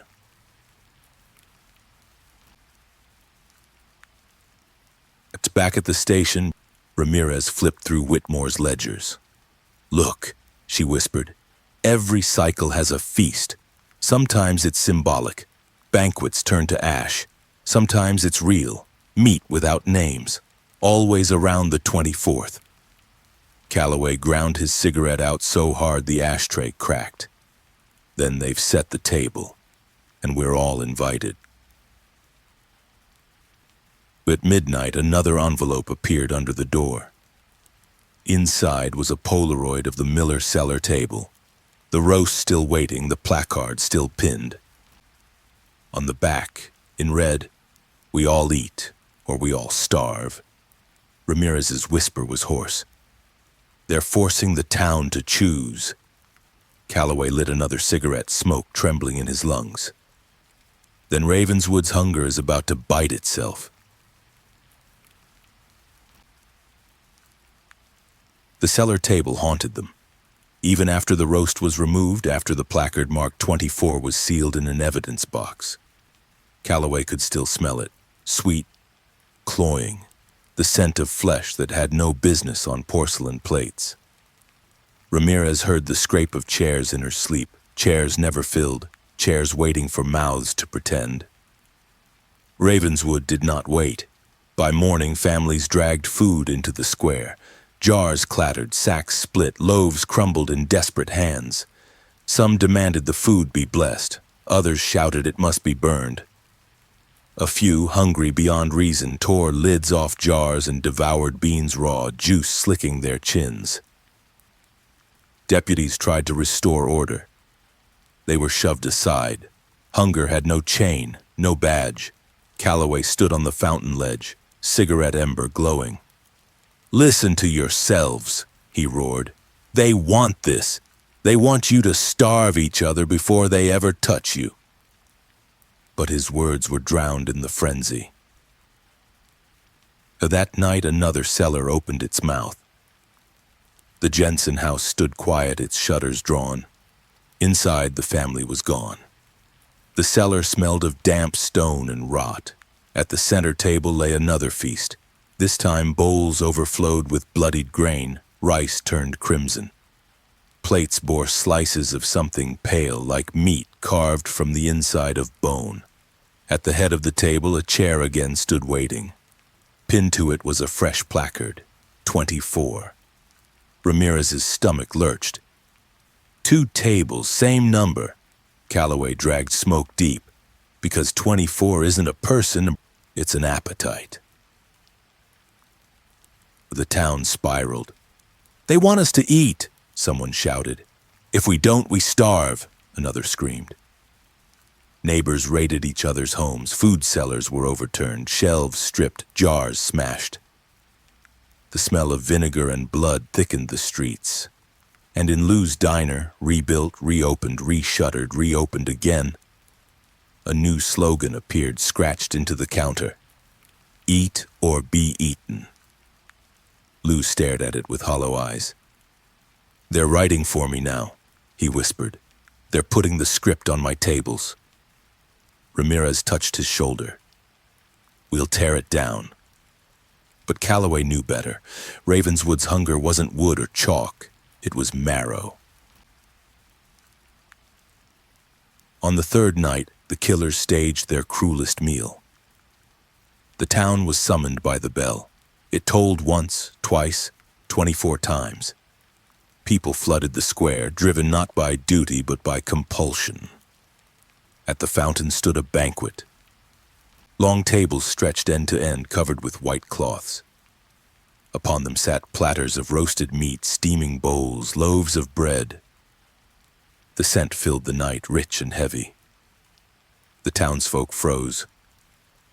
Ramirez whispered, "What is it? Whose is it?" Calloway lit a cigarette, his voice gravel. "Doesn't matter. Ravenswood already believes it knows." A placard hung from the fountain.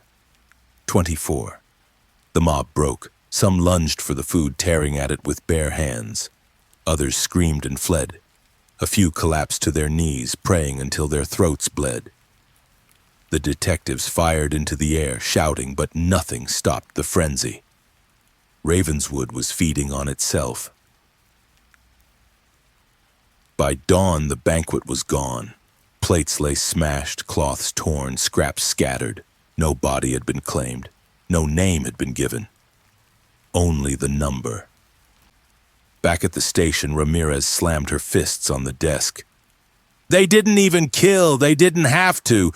24 is just hunger." Calloway exhaled smoke. Then the town itself was the victim. An envelope waited at the door. Inside, a Polaroid of the fountain banquet. On the back, scrawled in red, 25 waits where voices are raised. Ramirez's whisper was hoarse. "The council ruins again." Calloway ground out his cigarette. "Then Ravenswood's feast isn't over. It's only between courses." The old mill didn't look like a building anymore. It looked like a wound that had scabbed and split 100 times, a tower of scorched timber and blackened brick where wind kept licking the edges as if flame might come back if you coaxed it right. Ravenswood had left it to rot at the bend of the river where the water slowed and grew mean, and that was where Detective James Calloway and Detective Elena Ramirez stood when the latest line in the killer's scripture came true enough to breathe. 26 bleeds where fire first fell. They didn't need anyone to tell them where fire first fell meant. The town knew. Everyone's grandmother had a story about the mill. The year the grain caught, the night sparks ran like mice across the rafters. The cough that hung over Ravenswood for a season afterwards like a widow's veil. In some versions, lightning struck the roof. In others, a kerosene lamp went over. And in the ones people told when they were drunk enough to stop lying, they said the council burned the mill on purpose and swore the ash would keep them alive. Lanterns bobbed behind the detectives as deputies formed a ragged line. Farther back, the town gathered, silent now. The way a congregation holds breath when the priest lifts the lid on a reliquary. Wind dragged the smell of wet char and old wheat across the field. Gulls wheeled low, surprised to be inland. "Before we go inside," Ramirez said, "say it out loud." Calloway kept his eyes on the mill door. Planks warped to a grin, iron strap hinges corroded to barnacles. "The first fire was not an accident," he said. "They made a pact in flame." "And then wrote the steps," Ramirez finished, "and we are walking them." They moved. Their boots went from squelch to hollow clack at the threshold, and the sound added a second voice to the river's throat. Inside, the mill's ribs made a forest of char. The old wheel had been dragged away long ago, leaving a bite in the wall where river light bled through in a slow pulse. Soot flaked when they touched the beams. More fell when they didn't. Everything remembered heat. Ramirez lifted her lantern. Symbols bloomed out of blackness, spirals cut into posts. A bell scratched with a nail. A star, a crooked cross made of 4 tally marks bound by a 5th. On the floor, someone had arranged nails into a circle, heads out, points in. A jar sat at the circle's heart. Inside the jar, ash and a single human tooth. "Reliquary," Calloway said. "Recipe," Ramirez said. On the far wall, behind a collapsed chute, a new message waited, painted in thick, hurried strokes that had run in the damp. "We are many." The letters swallowed the lantern light. Calloway felt them in his teeth the way you feel thunder. The deputies started to spread, but he stopped them with a raised hand. "This is a stage," he said. "You don't walk across a stage unless you want to be in the play." A deputy pointed with his chin. Trap door. It was there, set proud of the floor by a fraction, a rectangle of gray timber with a ring stuck flush like an iron freckle. The board around it was less dusty than the rest, as if it had been lifted recently. Ramirez crouched and pressed fingertips to the wood. "Warm," she said, and then looked up sharply as if warmth could be an answer. They heaved the hatch. The hinges sighed, the kind of sound that knows every injury it's ever suffered. Breath rose from below, cold air with the sour of old yeast and something metallic threaded through like a low note. "Cellar," Calloway said, though the hole felt deeper than that word. They climbed. The ladder hadn't been built so much as persuaded to hold together. It shivered with their weight and then settled into the kind of obedience that wouldn't last forever. Their lanterns made shallow bowls of light that failed to reach corners. A brick tunnel ran under the mill, low and wide, its ceiling arched, its floor worn smooth by sacks and boots and things that didn't happen in daylight. Halfway down, the tunnel opened on a room with a kiln. The kiln was a mouth big enough to swallow a bullock, brick blackened to velvet, iron throat split, soot banking the floor like drifts after a dirty snow. The flue shot away at an angle, the old exhaust line that rose to the roof where once smoke had sent word to the town that the grain was dried and safe. Ramirez lifted her lantern and saw that the inside of the flue had been fingerprinted with soot, not messy but deliberate. Touches at intervals, marks like a metronome, 30 taps, a pause, 30 more. "Signal," she said. "You could talk to the town with smoke." "You could count with it," Calloway said. On a table beside the kiln lay a ledger bound in leather the color of oversteeped tea. The cover had been branded rather than written, a bell crossed by a fishhook. Ramirez opened it and found pages that were as much soot as paper. Thin sheets pressed with ash so that writing scored into them left pale cuts. The script belonged to a hand that knew it was carving, not scribbling. "Year of the dry mouth. We burned so we might eat. We took 12. We wrote the law as numbers, and we kept it because the river kept us." The next page was worse. The bell told the ash told the readers told their kitchens, the kitchens told their mouths. Every third line had been traced over by a later hand in red, as if a student had underlined the parts that would be on the test. In the margin, someone had pressed a thumbprint in grease. "We are many," the grease said, without words. Ramirez turned a dozen pages, 24. Names appeared in columns and then were struck out, leaving only rolls. 12 rolls, then 13. After a gap, the soot smudged by tears that had reopened years later, came 19, 20, 21, the numbers that had crept onto their nights like mold. At the bottom of a page, the same careful hand had added a new line in a different ink. "When a mouth refuses the page, burn the book around it." "Don't tell me this is an unsolved mystery," Ramirez whispered. "It's solved." They published their true crime story and called it Prayer. She was right. This wasn't folklore. This was policy. Something scraped, not the ladder, not the river. A small sound like a tin cap dragged lightly over brick. Calloway lifted the lantern and saw a second tunnel opening off the kiln room. This one sloped, and at its lip the soot was scored with a pattern that had not been made by fingers. It had been made by knees. "Where fire first fell," he said, "where people first begged." They went down that tunnel and came out into a chamber that felt like the belly of the building. Hooks hung from the rafters, ropes, iron rings set into pillars at height of wrist and ankle. A grate set into the floor where ash had piled like talc. Someone had swept a circle here recently. The sweepings made tidy windrows against the walls. In the circle, at the exact center of the room, stood a chair. The chair was not old. Someone had sanded it last week. Its legs were wrapped in wire to make them less likely to splay under a struggling body. A rectangle of leather had been tacked across the seat and trimmed neat with a razor. On the backrest, burned with a hot nail, was a single word: reader. "They don't call themselves killers here," Ramirez said. "They don't call their victims victims." "They seat them as audience," Calloway said, and felt sick in a way that had nothing to do with rot. A noise answered him, wet, breathy, wrong. He moved the lantern and the light found a man standing in the corner with his face to the wall. Arms at his sides, as if in detention, shirt dark and glossy from the shoulder down. The wall where his forehead touched had a star of darker black soaked into it.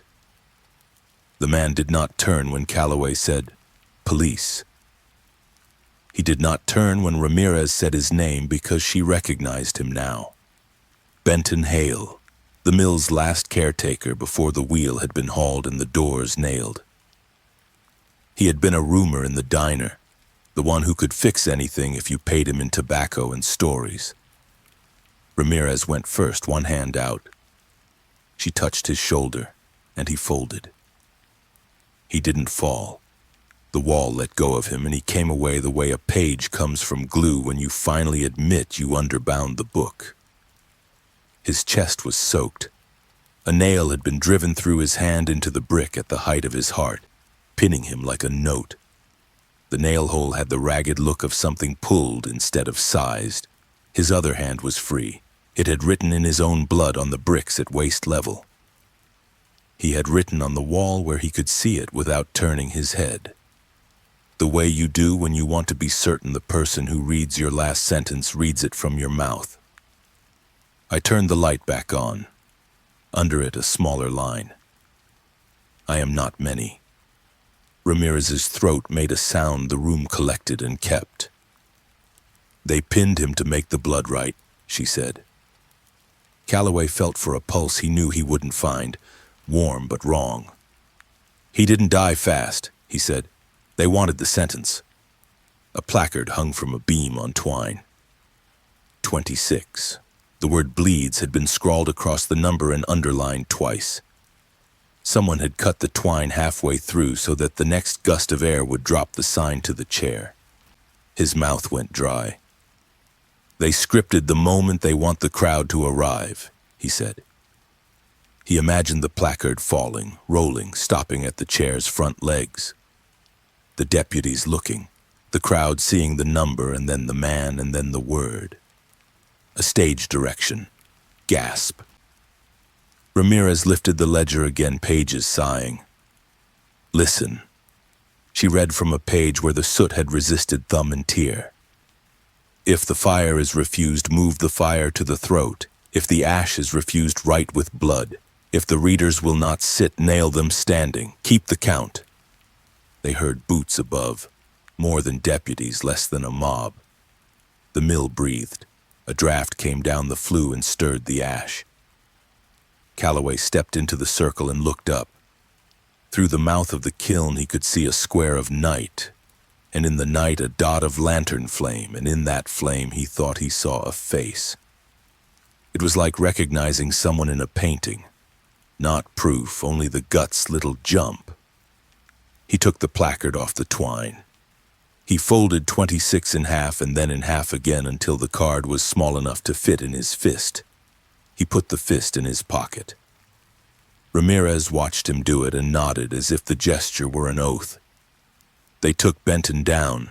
They wrapped his hand in gauze they found in a box labeled Bandage Mill, 1932.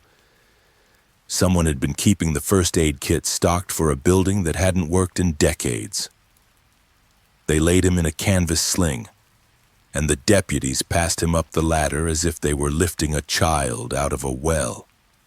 When they came into the main room again, the town had moved closer. The circle had tightened, hunger around a table. Faces shone in lantern light. Lou was there, leaning on a crutch, the diner's apron tied over a sweater that had belonged to someone else first. Eddie Kearns stood at his shoulder, jaw clenched, as if he were keeping his teeth from spelling anything the fog could understand. Calloway raised both hands. "He's dead," he said. and felt the words settle on the room like ash. He bled where your story wanted him to, but he left another story. He turned the canvas back so they could see Benton's hand, the one that had written on the wall. He lifted the ledger.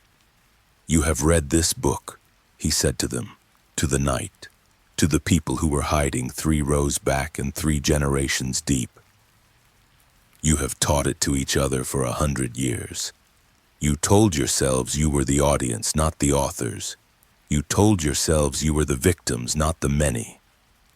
The mill roof popped as temperature shifted, the sound like a small confession.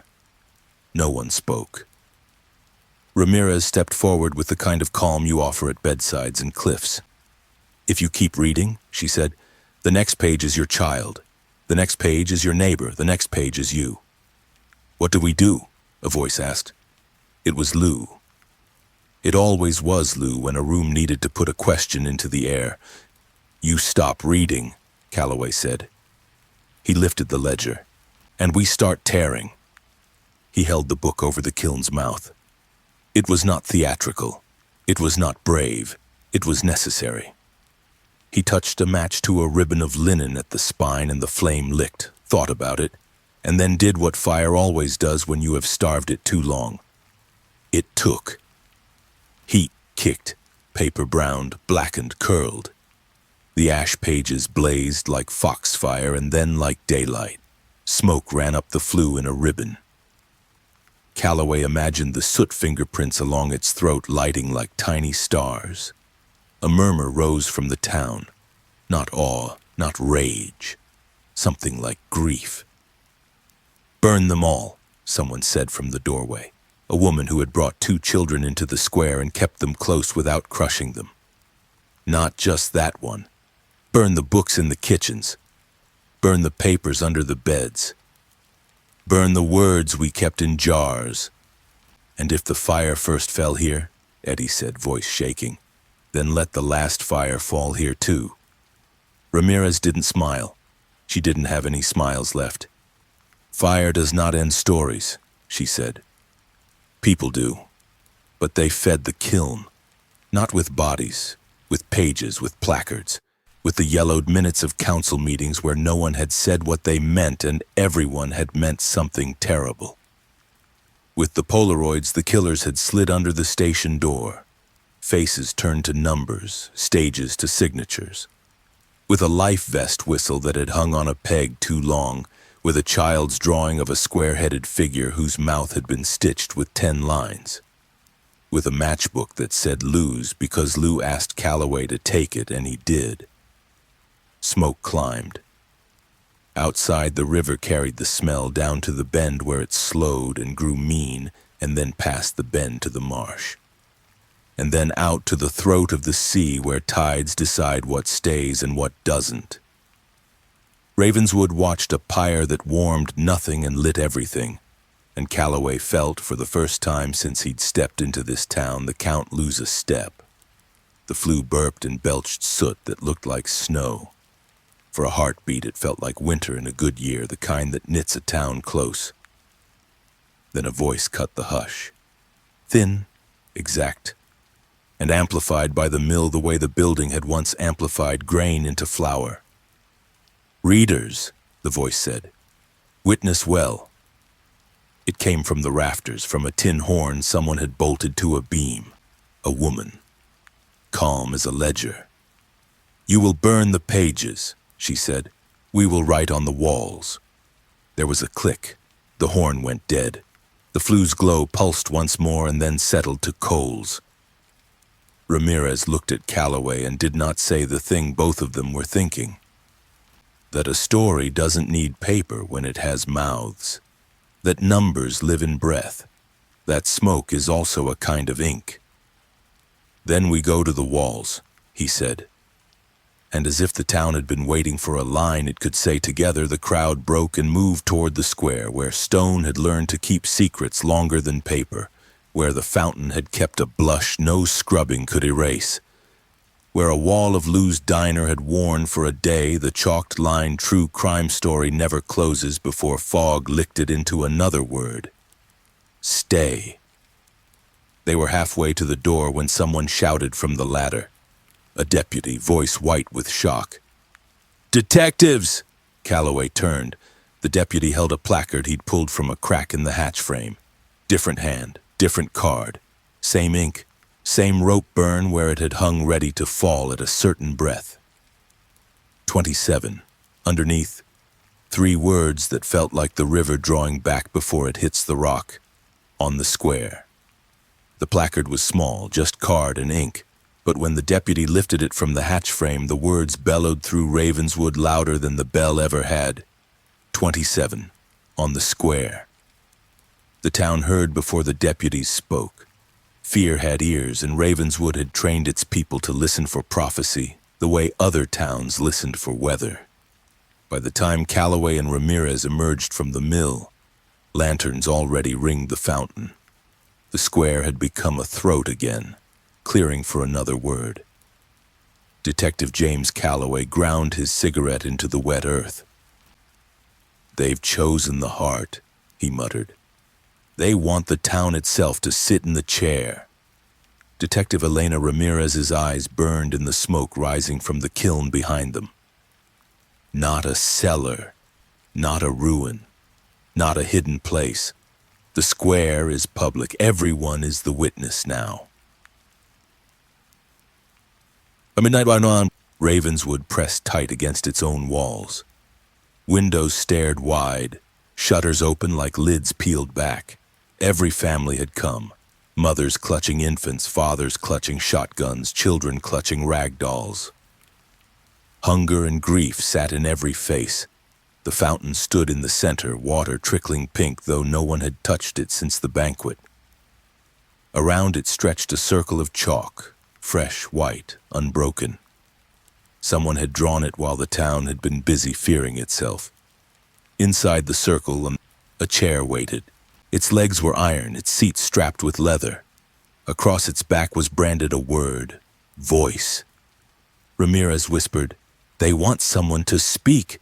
They want a confession." Calloway lit another cigarette, smoke trembling between his fingers.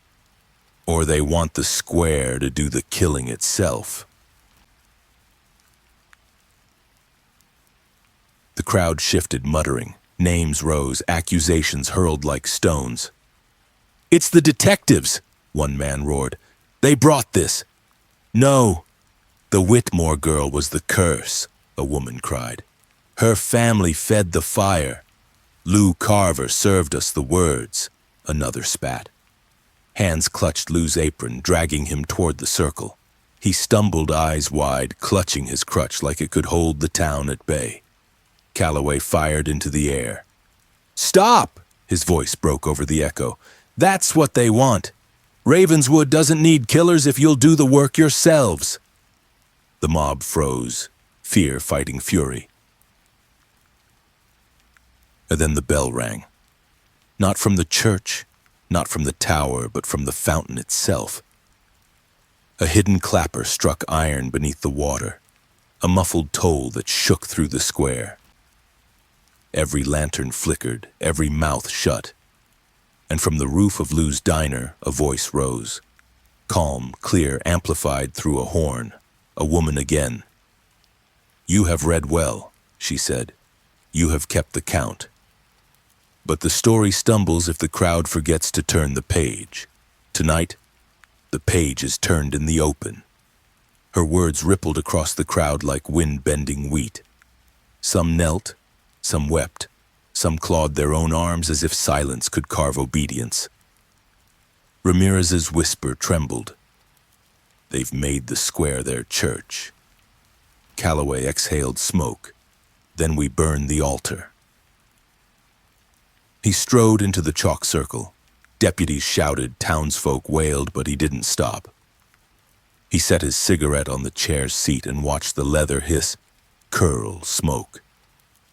"Ravenswood," he shouted, his voice rough but carried by fury. "This chair doesn't own you. This square doesn't own you. The killers are not prophets. They're parasites. They fed you fear and you fed them blood. And every time you repeat their words, every time you raise your voices for them, you are the murderers." The crowd howled. Some screamed agreement. Others shrieked for his blood. The horn on the diner roof crackled. "A reader who will not read," the woman's voice said, "is still part of the book.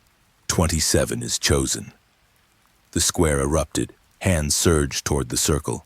Deputies fired warning shots. Mothers shielded children. The mob pressed forward, hunger in their eyes, and then the fountain erupted. Water geysered red, splashing over the chalk. Floating to the surface came scraps of paper, Polaroids, ledgers, placards. Every artifact the killers had ever slid under doors or pinned to corpses. They churned in the bloodied water like a stew of history. Ramirez gasped. "They've drowned us in their own pages." Calloway grabbed her arm. "No, they've shown us their weakness. A story only drowns you if you drink it." He waded into the fountain, scooping pages, tearing them, shredding until the scraps were pulp. His cigarette hissed out in the water. He kept ripping. "Stop reading!" he roared. "Tear it! Tear it all!" Lou Carver hobbled forward, hands shaking. He plunged his crutch into the water and mashed paper into paste. "The pot stays on," he muttered, eyes wet. "But not for them." Eddie Kearns followed, tearing slips, scattering them to the wind. One by one, others joined. Mothers shredding Polaroids, fathers smashing placards, children stomping scraps into mud. The square filled with the sound of tearing. The horn shrieked. "Readers!" the woman cried. "Witness well!" But her voice was drowned, not by silence, not by fear, but by the ripping, tearing, shredding. Ravenswood was feeding on its own story and spitting it out. The horn sputtered, crackled, died. For the first time in years, the square was louder than the book. Then, when the last scrap was paced, Calloway stood dripping in the fountain, chest heaving, lungs raw. Ramirez stood beside him, mud streaking her face. Lou leaned on his crutch, trembling but smiling faintly through tears. The townsfolk were silent, not waiting, not fearing. Silent because they had torn their voices free. And then, in the hush, a placard floated up from the bloodied water. Unmarked, blank. Ramirez lifted it with shaking hands, her voice cracked. "It's empty." Calloway crushed it in his fist. "Then Ravenswood has no more pages." The crowd exhaled. For the first time, Ravenswood breathed. The blank placard crumpled in Calloway's fist like damp ash. The square held its breath. For a heartbeat, it seemed as if the town had finally found silence. No number, no prophecy, no script. But silence in Ravenswood was never a gift. It was a pause before the knife. A gunshot split the night. Lanterns swung. The crowd screamed. One of the deputies fell, his shoulder torn open, blood blooming across his coat. From the roofline of the butcher's shop, shadows moved. 4 figures masked in burlap, rifles in hand. They fired into the air, not the crowd. Warning, punctuation. The mob scattered not out of fear of bullets, but because their bodies still remembered the rhythm of staged violence. Ramirez pulled her pistol, eyes burning. "They won't let us have a blank page." Calloway lit a fresh cigarette with trembling hands. "Then we take their pens away." The killers spoke not with voices, but with the horn. It crackled alive, the woman's voice calm as scripture. "You read well," she said, "but you forgot the truth. Blank is not empty, blank is waiting." Her words rippled the crowd. Some knelt, others clenched fists. Most stood paralyzed, caught between hunger for release and fear of the next chapter. Calloway shouted over her, "She's lying. Blank means freedom. Ravenswood doesn't need their script anymore." The horn shrieked static, then silence. When it cleared, laughter spilled, low, cruel, not one voice, but many layered. "We are many," the killers chorused. "We are Ravenswood." From alleys, doors, rooftops, more figures emerged, dozens. all masked. Some carried knives, others placards, others nothing but silence. They moved like a tide, encircling the square, lanterns reflecting in eye holes. The townsfolk cried out. Mothers clutched children, fathers raised rifles, then lowered them, realizing how outnumbered they were. Ramirez's breath caught. They're not hiding anymore. Calloway's cigarette ember glowed. Because they never had to. The masked figures closed the circle. One stepped forward, taller than the rest, carrying a ledger bound in cracked leather. They opened it slowly, theatrically, holding it high so the square could see the blank pages fluttering. "Tonight," the figure said, voice muffled but firm, "the story continues." They pointed to the fountain, its water still pink.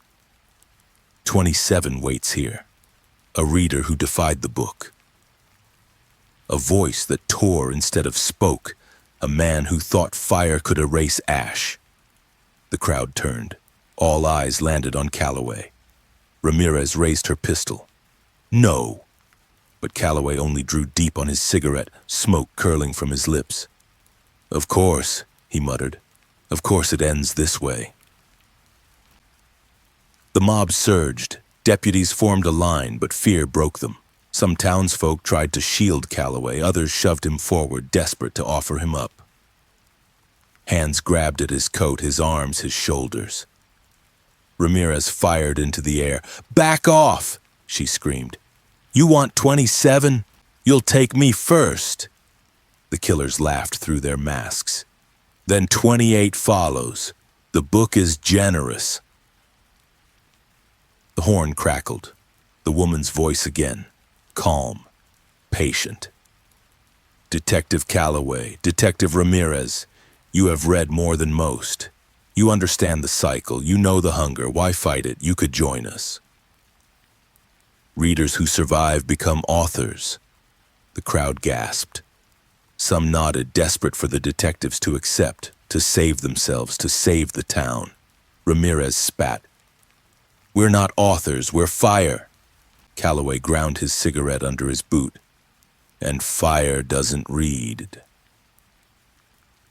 He lunged for the ledger. The tall figure recoiled, but not fast enough. Calloway's hand closed on the book. He tore it from their grasp and flung it into the fountain. Pages soaked, ink bled, blank turned to pulp.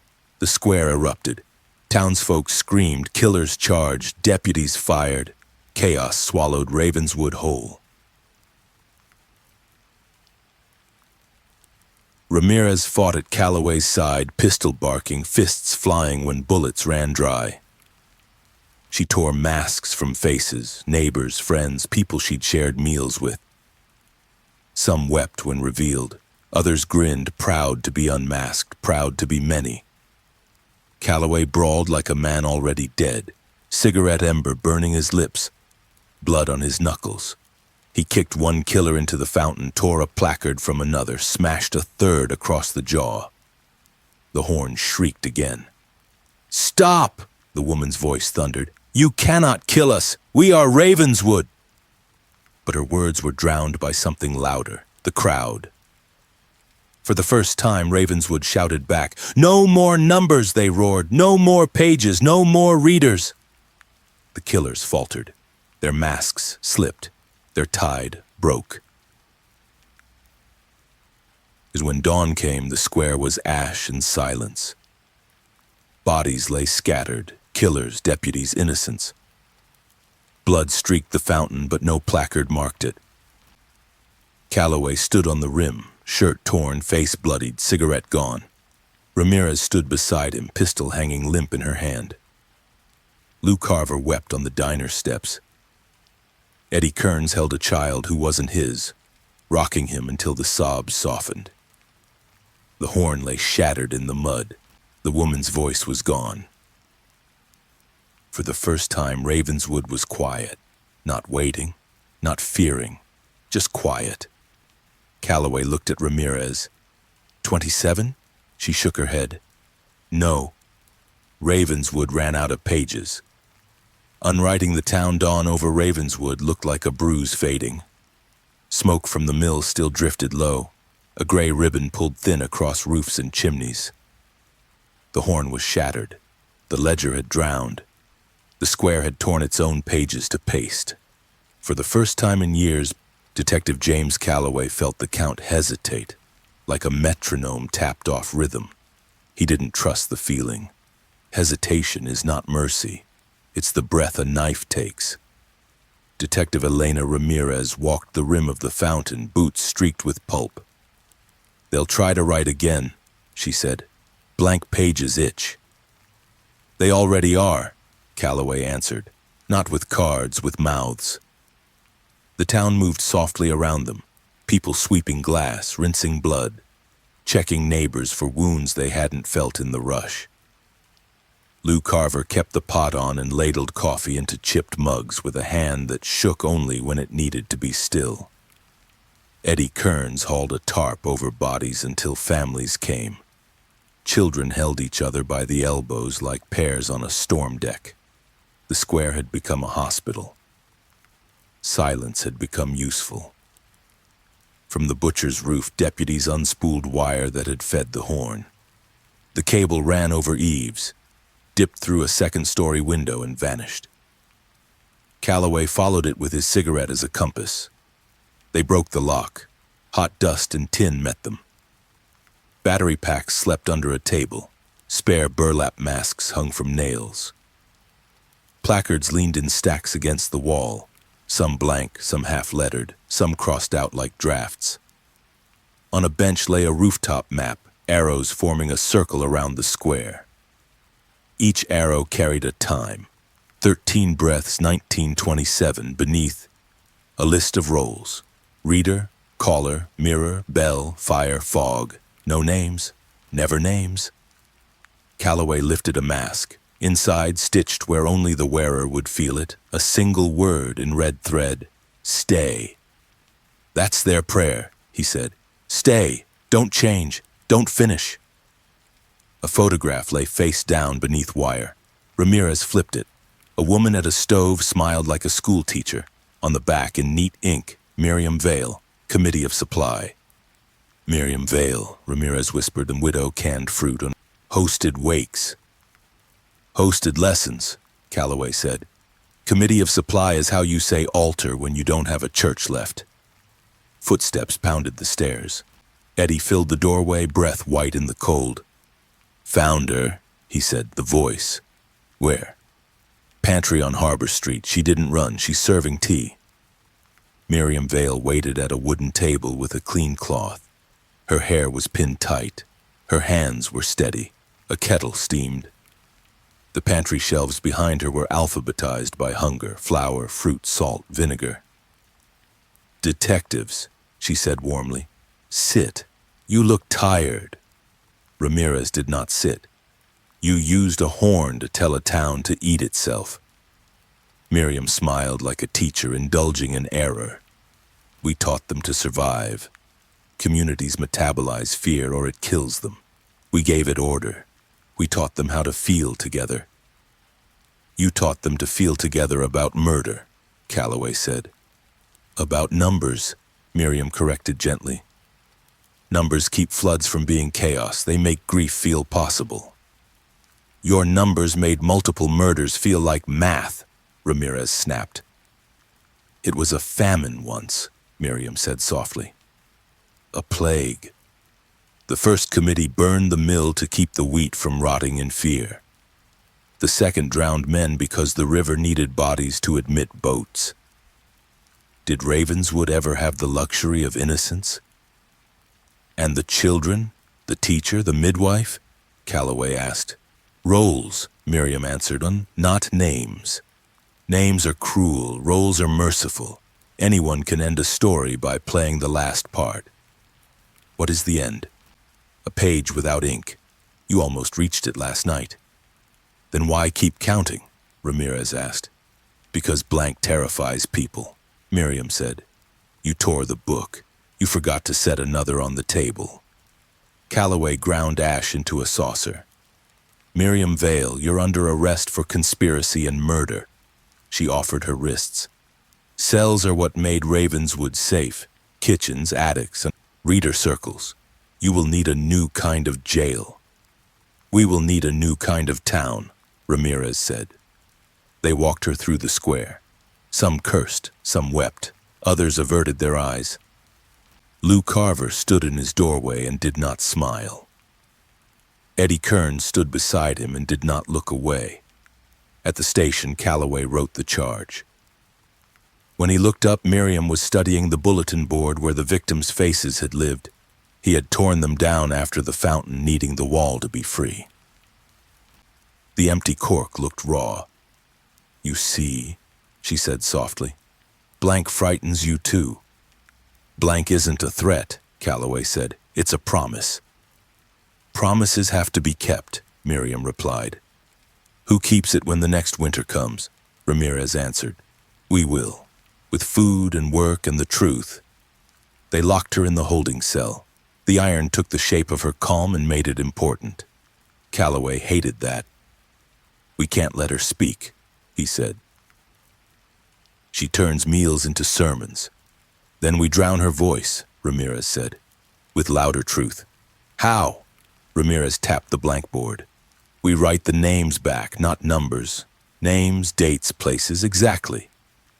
We strip the ritual from the murders.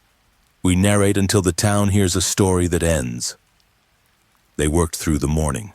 The pot at Lou's stayed on. Eddie ran notes.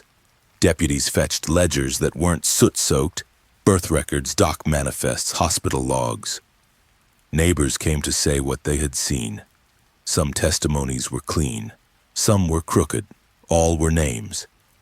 Calloway printed in block letters on butcher paper and tacked each sheet to the board. Rachel Monroe, lip sewn, Night of the Broken Bell, found by Martha Ellis, witnessed by Daniel Harper's sister. Then Harper, throat cut. People drifted in, read, drifted out, came back with corrections. The square stopped being a stage and became an archive. A girl handed Ramirez a ribbon from a life vest. My brother blew the whistle twice, she said. Write that. Ramirez wrote it. She wrote the smell of vinegar in cellars, the color of smoke when the ledger burned, the hoarse way the horn sounded when fear sang. She wrote the sentence Benton Hale left in blood and taped a rubbing beside his name. She wrote the way Lou had said the pot stays on like a vow.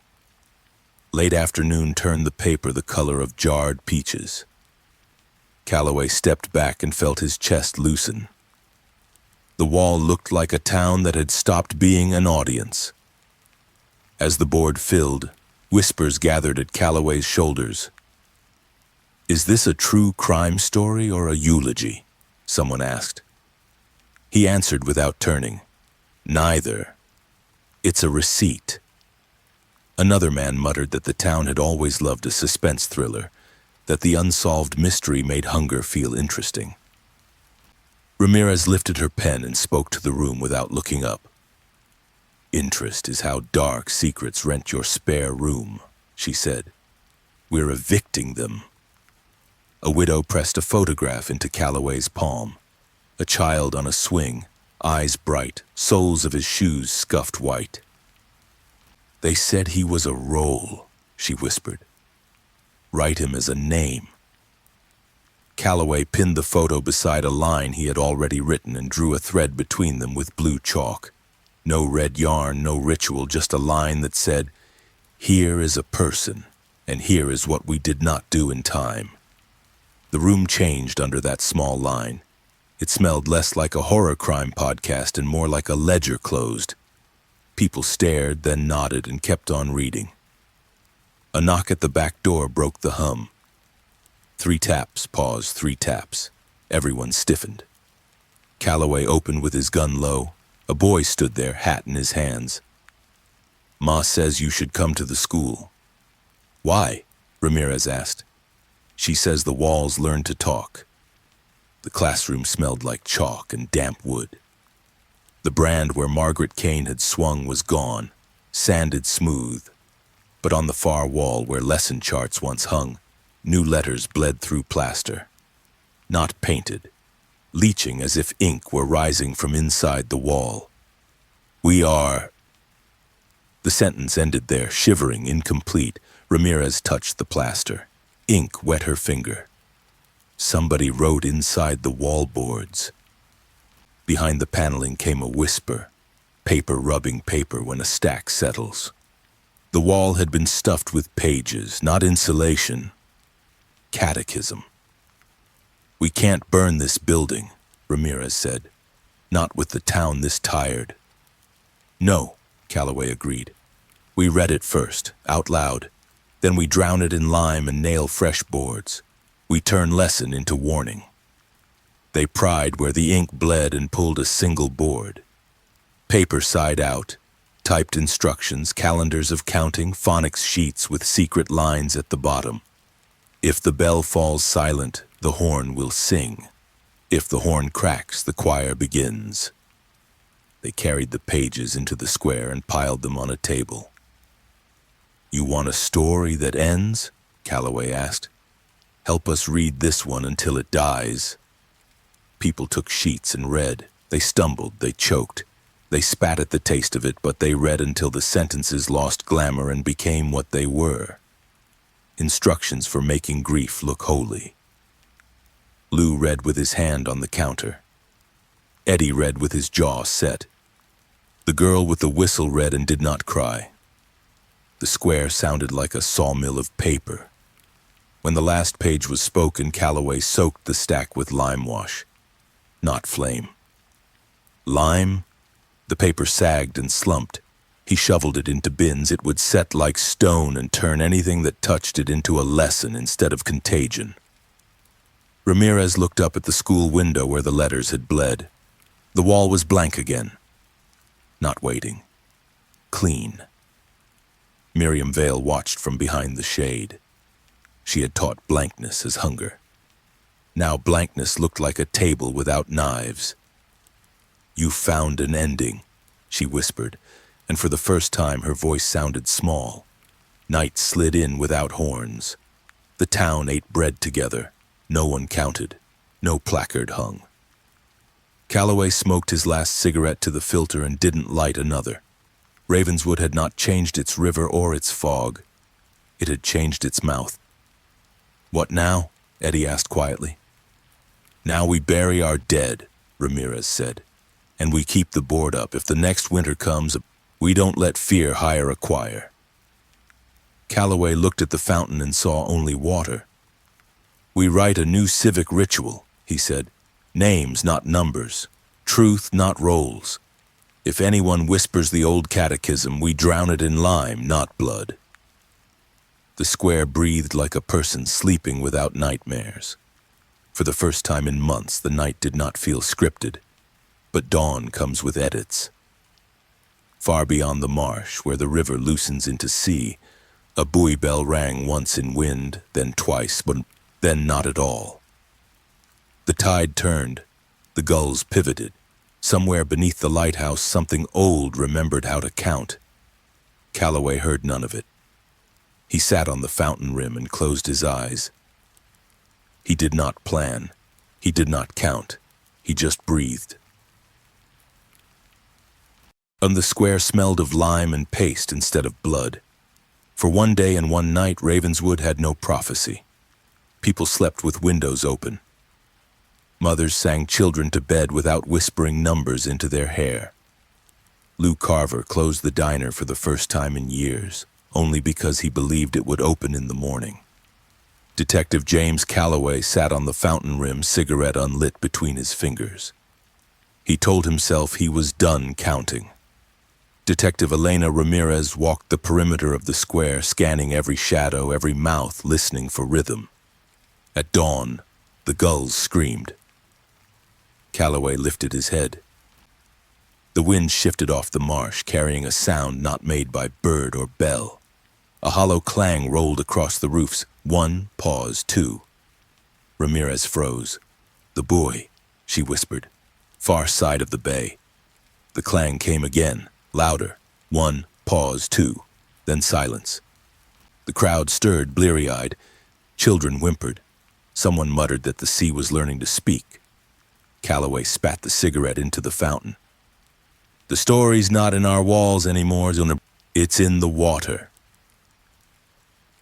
By noon, the town gathered on the bluff above the harbor.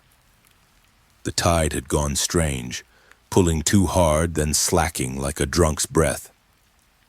Out on the gray water, the buoy rocked, its bell clanging.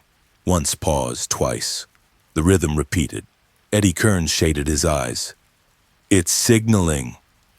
Not signaling, Ramirez said. I'm counting, the townsfolk murmured. Some fell to their knees. Others demanded the deputies fire at it, as if bullets could pierce tide and steel. Calloway's voice rasped. You can't shoot water, you can't jail a bell, but you can refuse to read it. Refuse? A woman cried. It's louder than our prayers. Calloway turned, scanning faces. Then drown it with louder truth, not numbers, names. From that night, the board filled faster than ever. By lantern light, people scrawled on butcher paper. They wrote every name they remembered. Not just the dead, but the living. Teachers, children, sailors, widows. They wrote births, weddings, accidents, floods. They pinned them in a circle around the square until the walls gleamed white. The buoy bell tolled again, distant but insistent. The crowd answered, not with fear, but with names shouted into the night. Rachel Monroe, Daniel Harper, Clara Jensen, Lou Carver, Eddie Kearns. The names rose like a storm, overlapping, clashing. For the first time, Ravenswood was louder than the tide. But the marsh didn't listen. At the boardwalk, lanterns showed jars washed up on the planks, dozens, each sealed tight. Inside each, scraps of paper floated, ink blurred but legible. Ramirez lifted one with trembling hands. 28 waits where the sea forgets the shore. Another, 29 kneels where gulls stop circling. Another, 30 bleeds where names turn silent.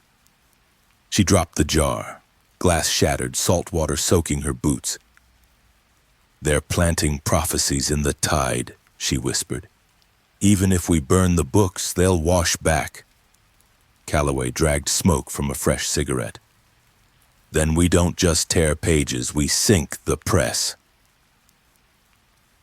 At the station, Miriam Vale leaned against the cell bars.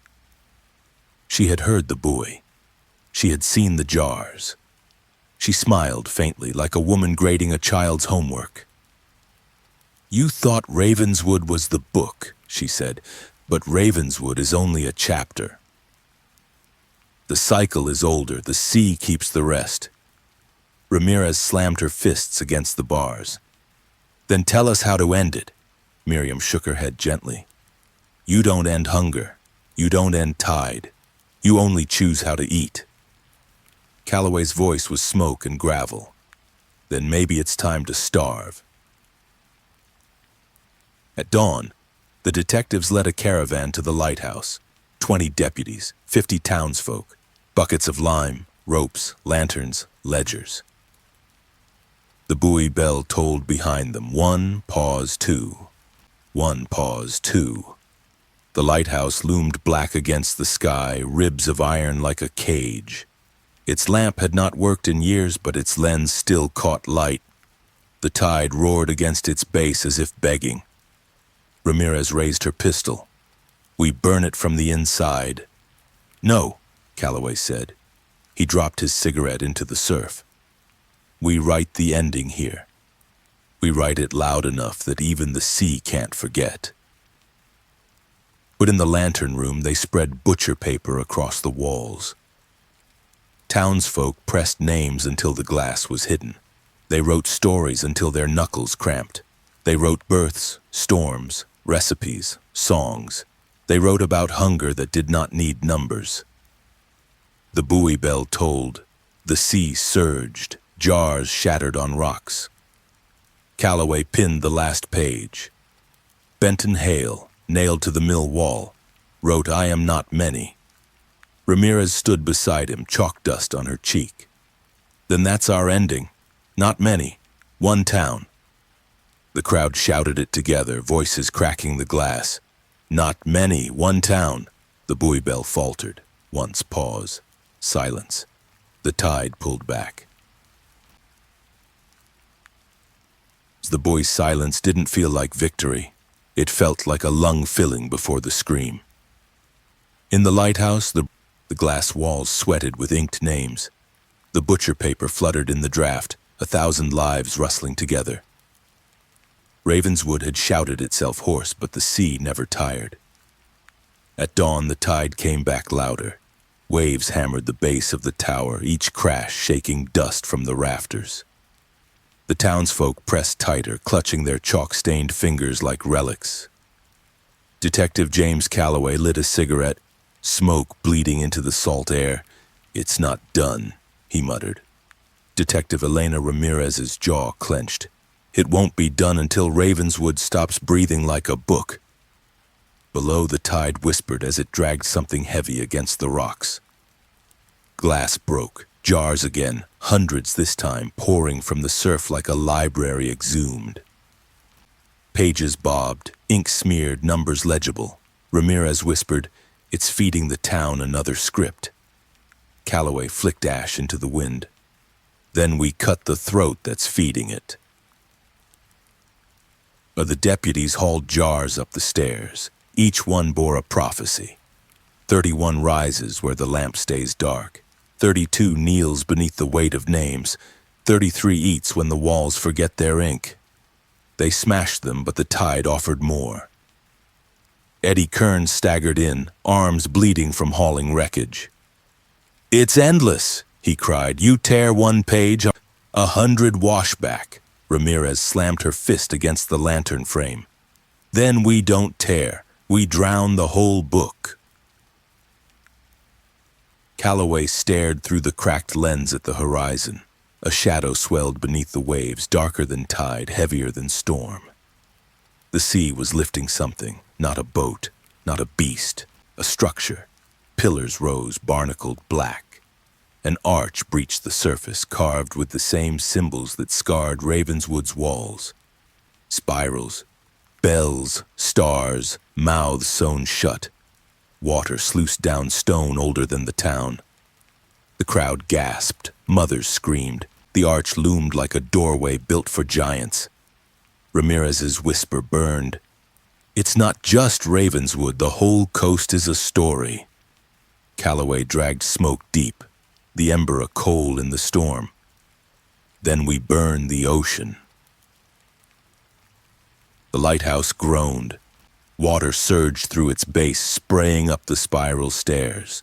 Jars shattered, plaster buckled, and butcher paper ripped free and plastered wet against the glass. Names bled, smeared, dissolved. The townsfolk wailed, "It's erasing us!" Ramirez grabbed a scrap, ink dripping between her fingers.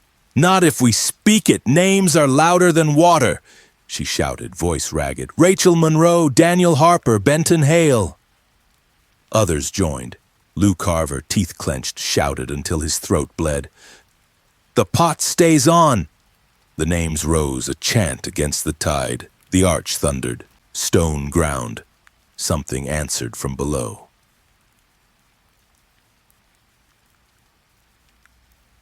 Calloway looked at the lantern, the dead heart of the tower. "We light it," he said. "We give the sea something it can't drown." "It's broken," a deputy shouted. "Then we break it louder," Calloway barked. They hauled fuel up the stairs, kerosene, rope, scrap wood. They built a pyre where the lamp had once burned. Ramirez struck a match. The flame leapt hungrily like it had been waiting centuries. Fire roared against glass smeared with names. Smoke curled, white against gray sky. The arch shuddered. The tide faltered. Calloway raised his cigarette in salute, then tossed it into the blaze. "Read this!" he spat. The sea screamed, not gulls, not tide, but something vast. Waves reared, slammed, broke. Jars exploded against the rocks, spilling their pages uselessly into fire-lit foam. The arch cracked. A pillar toppled. The sea dragged it under with a roar like bookshelves collapsing. The townsfolk screamed, not in fear this time, but in defiance. Their names thundered with the fire. "Not numbers!" Ramirez shouted. "Names! Not rolls!" Calloway roared. "People!" The chant shook the glass. The blaze painted Ravenswood gold. At dawn, the tide lay slack. The buoy bell was gone. The arch was rubble beneath the surf. The lighthouse still smoked. Its glass was shattered. Its lens ruined, but its fire had burned through the night. Ravenswood stood on the bluff, staring at a sea that no longer counted.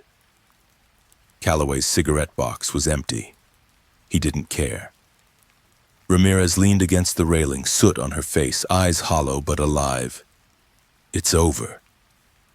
Calloway shook his head slowly. "It's never over, but it's ours now." Behind them, the square waited. The board waited. The names waited. And for the first time, Ravenswood did not wait for a placard. It waited for itself. It's the last page. The fire at the lighthouse burned down to a scrawl of coal by evening, and the sea lay still as if it were finally out of breath. Ravenswood gathered on the bluff and watched the horizon for a number that did not come. No horn, no bell, no placard drifting in on the tide like a bad thought. The town was as quiet as a held hand. Detective James Calloway did not trust quiet. He stood where the grass thinned to cliff and tasted salt on the air like an old lie. Detective Elena Ramirez sat on the broken steps with soot on her cheekbones and a list of errands in her pocket. The list was not police work. It was a plan for a different kind of survival. Rebuild the board with names, feed the widows, dig up the jars at the marsh, pull the catechisms from the school walls, and speak to every kitchen about hunger that was not a story. Below them, the surf pushed wrecked stone back and forth with a lazy clatter, the last pieces of the sea arch gnawing themselves smooth. Eddie Kearns came up the path with 2 tin cups. "Lou says the pot stays on," he said, and passed one up. The coffee was thin and honest. "Tell him the town heard him," Calloway said. Eddie nodded, then looked at the horizon like a man checking a wound. "The town remembers other songs, too." "Then we make new verses," Ramirez said, "and we sing them until the old ones taste wrong." Ravenswood tried. The square looked different at dusk. People carried chairs out instead of torches. Children played tag around the fountain instead of counting steps. On the butcher paperboard, the names were taped and underlined with dates. The board did not make a web of red. It made a table of bread. News of a death brought soup. Rumor brought facts written beside it until fear had no room. Miriam Vale remained in the cell behind the station. She did not ask for a lawyer. She did not ask for mercy. She asked for paper and a pencil. Ramirez shook her head. "Your mouth has enough ink." Miriam lowered her eyes the way a candle lowers its flame when it feels a finger. At dusk on the second day, Calloway and Ramirez went to the mill. The kiln's throat was white with lime, not ash. The circle room smelled like primer and rope. Benton Hale's sentence had been copied on a small board and nailed above the door, not as catechism but caution. "I am not many." Someone had added beneath it in a child's hand, "I am one town." Calloway stood a long time and let the words make a sound inside his chest that cigarettes could not change. That night the council, or what passed for council now, 3 old women with good eyes for lies and 2 men who knew how to mend nets, called a gathering. The town met to vote, though no one used the word. Votes were what cities did with paper. Ravenswood did it with hands and a bell rope cut loose from ritual. Questions. Keep the detectives, finish trials, ask for state help, invite reporters, or heal alone. "Reporters will pay," someone said. "They will bring cash, light answers. They will bring hunger dressed as curiosity. Lou said, and the town nodded because it knew the taste. They will call us a suspense thriller and forget our names between ad breaks. Ramirez said, let them come later when there is nothing left for them to feed on. Right now we have work a microphone cannot carry. Calloway looked at faces trying to learn to be neighbors. We will finish what we started, he said. We will try Miriam with witnesses and evidence. We will indict those we can name and pull the rest back from the edge. It will not feel like victory. It will feel like laundry. The town laughed, weak and grateful. They set the trial for 3 days hence at the schoolhouse, not because the room was big, but because the walls wanted to listen. Ramirez wrote a plain charge in thick marker. Conspiracy to commit murder through ritual instruction. It looked ugly because it was. In the dark before the first hearing, Calloway walked the marsh boardwalk alone. Fog leaned close but did not put its mouth on his ear. He had one match and did not light it. The reeds whispered the way paper whispers when it is stacked wrong. He stopped where they had dragged Lou from the raft. If you are a mouth, he told the marsh, you will go hungry now. A jar nudged the planks. He kicked it back. He did not read. The morning of the trial, the schoolhouse was scrubbed. The smell of vinegar mixed with chalk and new lumber from the repaired rail. Desks were pushed to the walls. The front board held Names Day in large, careful letters. Children had drawn a sun with a face that was not afraid. Miriam was led in with her wrists bound. She looked smaller in daylight. She wore gray. Her eyes read the room the way a vulture reads a field after heavy rain. The town sat on benches, fishermen, midwives, teenagers with their hair tied back, old men whose hands had learned to tremble. Lou took the front row with Eddie and brought a thermos because coffee belonged where truth was asked to work. Ramirez did not dress her voice for court. She used the voice she had used at fires and bedrooms and rivers. She set out exhibits. The horn, the rooftop wires, the house ledgers, the kitchen book with lessons on unname and practice. She read Whitmore's soot-pressed pages until the town winced. She lifted jars from the tide. We cannot hang a tide, she said. We can starve the readers. Miriam smiled. You learned our terms, she said. Now learn our math. In famine you count. In plague you count. Counting keeps people from turning on each other in a panic. We gave them numbers so they would have somewhere to put their fear. The numbers ate us, a woman said from the back. My sister died because numbers needed a witness. Your math sharpened knives. We do not choose names, Miriam said. That is the point, Eddie answered, standing. You made it easy to kill. A murmur went through the room, not a mob sound. A sound like linen being folded and put away. Calloway stepped forward with a copy of the square's board in his hands, names crawling over butcher paper like a river that had learned to spell. We chose names, he said. That is why this is a trial and not a burning. Ramirez asked a last question. Would you do it again? Miriam looked at the children's son. If winter starves the town, she said, I will feed it numbers. If numbers starve one house instead of all houses, I will live with that arithmetic. The room did not gasp. It exhaled hard, tide pulling kelp from rock. The women with good eyes for lies looked at the men who mended nets. The new teacher wrote, Mercy is not arithmetic. When the vote came, hands rose, not as weapons but as weather. Guilty, not with glee. With grief. They sentenced Miriam to life in a cell with a window to the square. You will watch names, the eldest woman said.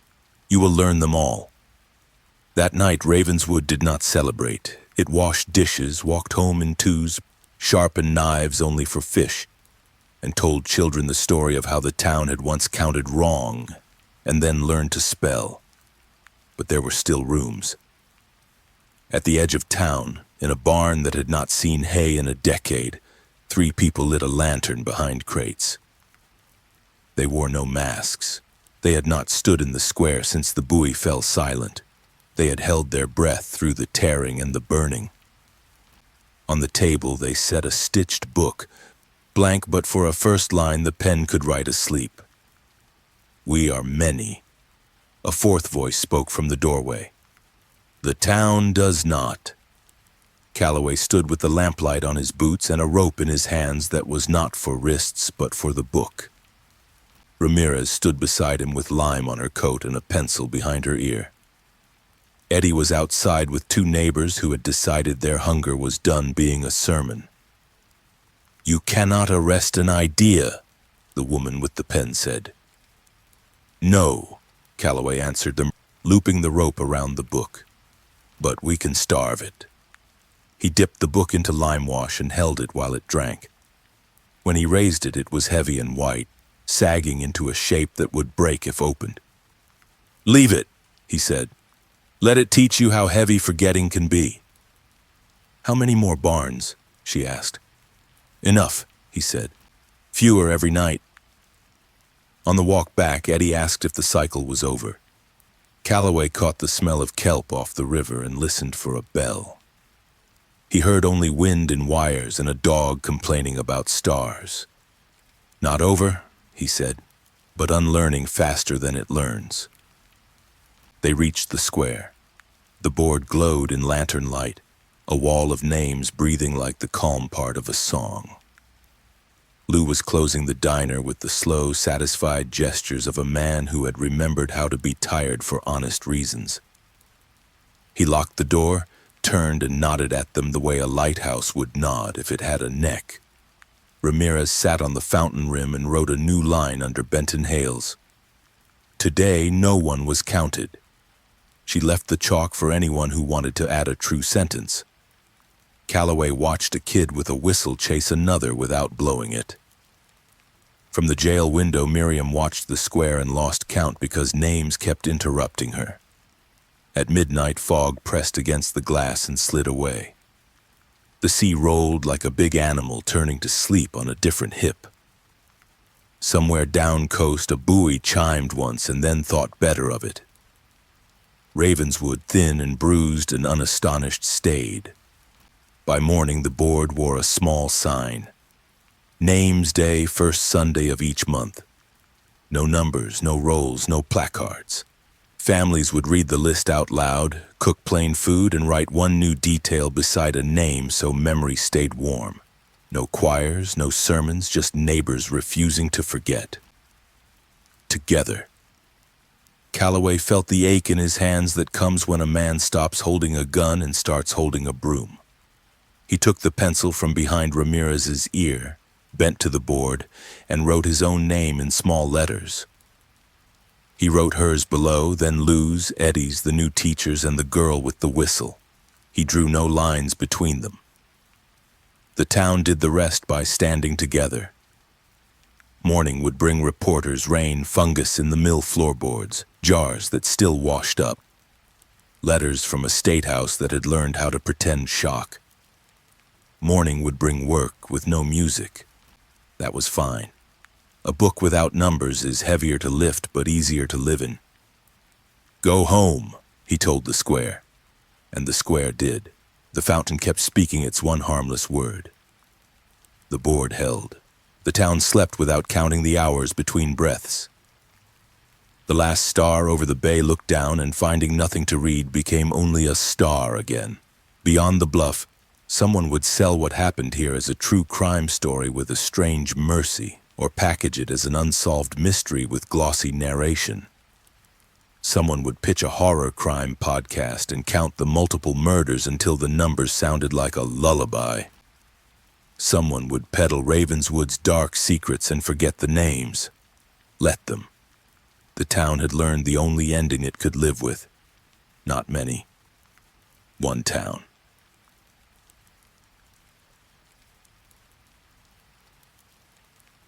The first names day came soft as drizzle. Ravenswood woke without bells. No placards under doors, no jars at the marsh, no buoy tolling out of rhythm. Instead, the square filled with voices. Real voices, not the borrowed chant of killers. Families read from the butcher paperboard. Some spoke shaky, some steady. The children ran between benches, chalk dust on their palms, adding details beside old names. A laugh remembered, a scar explained, a favorite meal. Detective James Calloway stood at the fountain, cigarette unlit, listening. He had seen towns rip themselves apart in silence. Ravenswood was trying to sew itself with sound. Detective Elena Ramirez wrote each edition with her neat hand so it would not smudge. Rachel Monroe liked lilacs. Benton Hale fixed clocks. Lou Carver kept the pot on. The square hummed with something unfamiliar. Continuity. By noon, 3 vans rolled in from the highway.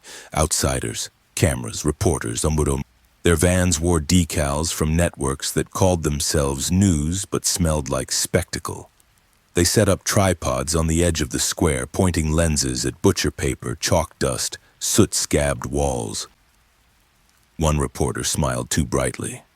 "We're here to cover this unsolved mystery," she said to her cameraman, "this suspense thriller town with multiple murders, dark secrets, horror, and survival." The words hit Ravenswood like stones. Mothers pulled children behind skirts. Lou Carver slammed his diner door shut. Eddie Kearns clenched his jaw so tight it creaked. Ramirez stepped forward, shoulders squared. "This isn't your story." The reporter blinked. "The world wants to know. People are fascinated by true crime. They'll listen to your pain. They'll consume it." Calloway cut in, voice gravel. "They'll turn our dead into episodes. They'll count them again, and we've had enough counting."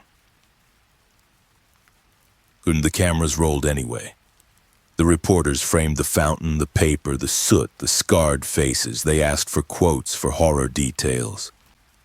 They asked how it felt to live in a horror crime podcast, to be part of an ongoing mystery. Some townsfolk almost answered. Habit tugged at their tongues, but then Ramirez raised her voice. "Names!" she shouted. "Not numbers, names!" The crowd took it up. "Names, not numbers. Names, not numbers." The chant drowned out the questions. Reporters frowned, adjusted mics, then retreated to their vans. Calloway lit his cigarette. "If the world wants a story, let them write fiction. Ravenswood is done supplying chapters." That night, the reporters' footage aired in cities far away. Clips of chalk-smeared walls, fire-blackened beams, and weary faces filled screens. Anchors spoke of ritualistic killings, of unsolved mysteries, of dark secrets. They called it the horror capital of the coast. But without numbers, without placards, without prophecies, the story didn't sing. It stumbled. Ratings dipped. Viewers complained. Too confusing, too quiet, too human. By the end of the week, the coverage moved on. Inside Ravenswood, life shifted.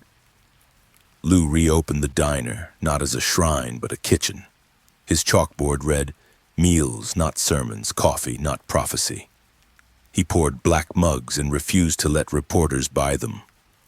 "Locals only," he said, and the town laughed.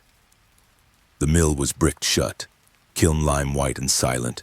The school rebuilt walls with new boards and plaster. Children drew suns with wide mouths, not stitched ones. The square's board grew until it circled the fountain. Names crowded names, stories leaned against stories. It looked less like an archive and more like a quilt. Miriam Vale remained in her cell. She had stopped asking for paper. Sometimes she stood at the window and mouthed numbers, silent as if hoping someone might read her lips. No one did. But Calloway knew the danger wasn't gone. It had shifted.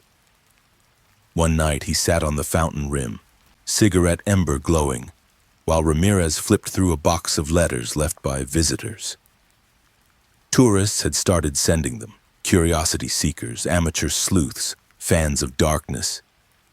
Each letter wanted details, names, dates, how the bodies looked, how the killers spoke. "They're trying to make us their entertainment," Ramirez muttered. "If we answer, the story breathes again." Calloway exhaled smoke. "Then we don't answer. We write our own, loud, boring, honest. Let it choke them." The next names day, Ravenswood invited outsiders, not reporters, survivors. Families of the dead from neighboring towns who had lost people to numbers in other places. They gathered in the square, each carrying a photograph, each carrying grief. Ravenswood made room on the board. The town wrote names it had never known before: Emily Shore, David Ruiz, Talia Brooks. The buoy bell did not toll. The marsh did not whisper. The arch beneath the sea stayed drowned. Ravenswood shouted the names anyway, and the tide did not dare correct them. But closure is never neat. Some townsfolk whispered at night. They said the cycle would return, maybe not here, maybe not now, but somewhere. Numbers are patient. Hunger never dies. Calloway heard them, and one evening he wrote a line beneath Benton Hales. "A story is only dangerous if you agree to read it." Ramirez added her own. "We write endings together." The board gleamed in lantern light, names and sentences tangled, messy, human, not ritual, not prophecy, just memory. And that was enough, for now. At the edge of the marsh, under a sky bruised with storm, a jar rolled onto the planks. It was cracked, its paper inside half dissolved. Calloway found it in the morning. He held it to the light. The ink was almost gone, but one line remained. 30 waits, where the story ends. He dropped it into lime wash. The paper sagged, sank, vanished. "This is where it ends," he muttered. Behind him, the square filled with voices, names, not numbers. The tide listened, and for once, it stayed quiet. The rain returned small and ordinary, tapping roofs without rhythm, wetting chalk until the board shone like new bark. Ravenswood breathed with it. People swept the square, carried chairs inside, and closed doors the way you close a book you finally finished. No horns sounded, no buoy tolled, no jars drifted in with formulas folded inside. Detective James Calloway walked the perimeter without counting, hands in his coat, a cigarette tucked behind his ear like a superstition he no longer needed. Detective Elena Ramirez took the long way to the schoolhouse so she could pass the kiln and the diner and let her eyes confirm one by one that their dangerous rooms had learned to be only rooms. They decided the next names day would not be called final. It would simply become Sunday, as reliable as bread. Lou Carver ladled eggs onto plates and scolded the pot for boiling too fast. Eddie Kearns wrote a chalk price that made the room wince and then laugh. Miriam Vale watched from a square of glass in the jail, a shawl around her shoulders. She no longer mouthed numbers. Sometimes her lips shaped names, halting, unbelieving, as though language itself were relearning mercy. Outsiders still mailed letters smelling of plastic and motel soap. Some asked for interviews. Some offered money for exclusive rights to Ravenswood's true crime story. Some pitched a horror crime podcast with tasteful music and a very concerned host. A smiling journalist wrote that an unsolved mystery must remain unsolved to keep its light. Calloway stacked the envelopes, dipped them in lime, and pressed them into bricks that dried hard and useful. The new garden path to the fountain no longer sank in rain. The mill's kiln stayed white. The lighthouse stood like a black rib cage against ordinary weather, its lens a memory of glass. The marsh kept its hush like a mouth that finally understood hunger did not make it holy.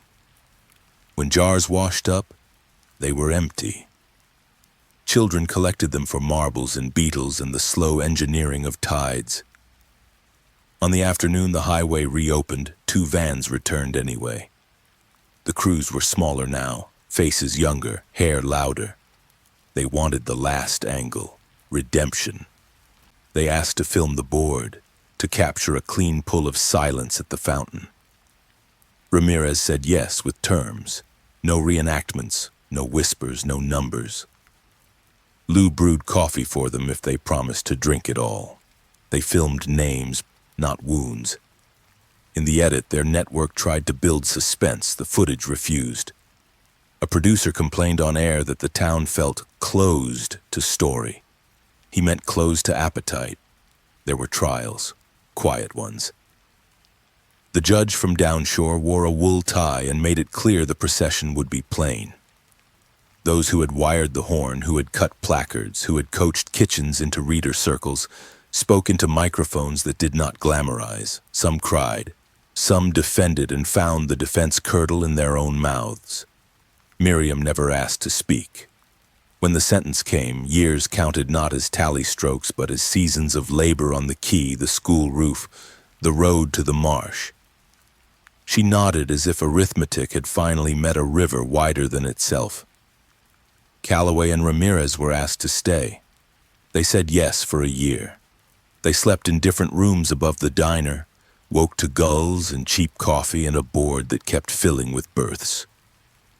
They took long walks without discussing casework, and when they did talk, it was mostly ordinary. Roofs and boats and whether lilies would take in bad soil. Once at the river bend where the water slowed and went mean, Ramirez admitted she still counted when tired. "I hear the bell in my teeth," she said. Calloway flicked his unlit cigarette into the water and watched it bob like a bad thought that refused to sink, then finally did. Reporters still tried. They offered to stage a vigil with candles and tasteful strings. A streaming platform offered to build a set that looked exactly like the council chamber had looked on its worst night. "We want to honor the dead," the producer said. "You want to honor the viewers," Ramirez answered and hung up before she said anything crueler. The platform published a short anyway. It trended for an afternoon and became yesterday by dinner. One evening in late autumn, fog came honest and clean, not theatrical. Ravenswood ate early, locked nothing, and left porch lamps on out of habit rather than fear. The square smelled of soap. The fountain kept speaking its one harmless word. Calloway took the night watch alone and left his cigarette on the sill. The sound he heard was not a bell. It was a shoes-on-grit hush from the jail corridor. Miriam stood at her window, the shawl gone. Her hand lay flat on the glass, palm to town. He lifted his own hand in answer and did not raise it higher than his shoulder, because neither salute nor blessing fit the moment. After a while, she let the glass go and sat down where the light could find her without asking. In winter, the sea gnawed the old arch rubble flatter than faith. A storm took the buoy and returned it in pieces that nobody kept. The lighthouse shed another pane, and the shards made a sound on stone like ice cracked in a glass. The school painted over the patch where words had bled. Children read out loud on Tuesdays. A shy boy with a cowlick loved the long list of river birds. When he stumbled, the room waited, and he found the word on his own. By spring, a shop 2 towns over tried to sell "We Are Many" hoodies in salt-faded blue. Ravenswood bought one, hung it on the board, and wrote beneath it in thick marker, "We are one town." The shop stopped shipping to the coast. The last letter in the detective's box came from a woman inland who had grown up on true crime and thought darkness meant sophistication. She thanked the town for ruining her appetite. "I don't want to count anymore," she wrote. "Is there a way to read that feeds people?" Ramirez mailed back a copy of the Names Day routine, a recipe for beans, a list of ways to listen, a note that says remember is a verb that likes company. The woman sent a photograph of a kitchen table with butcher paper taped across it. 5 neighbors wrote 5 names and ate stew they didn't photograph. There were still nights. A fisherman found rope knotted in the old way and brought it to the square with shaking hands. A mother mistook fever for omen and would not sleep until the doctor wrote fever on the board 3 times in blue. A group of teenagers dared one another to sleep in the mill. They lasted 7 minutes and came back laughing hard enough to bruise their ribs. No one scolded them. The board got a new line. Latter carried tiles. No one knew what it meant. Everyone liked the way it felt in the mouth.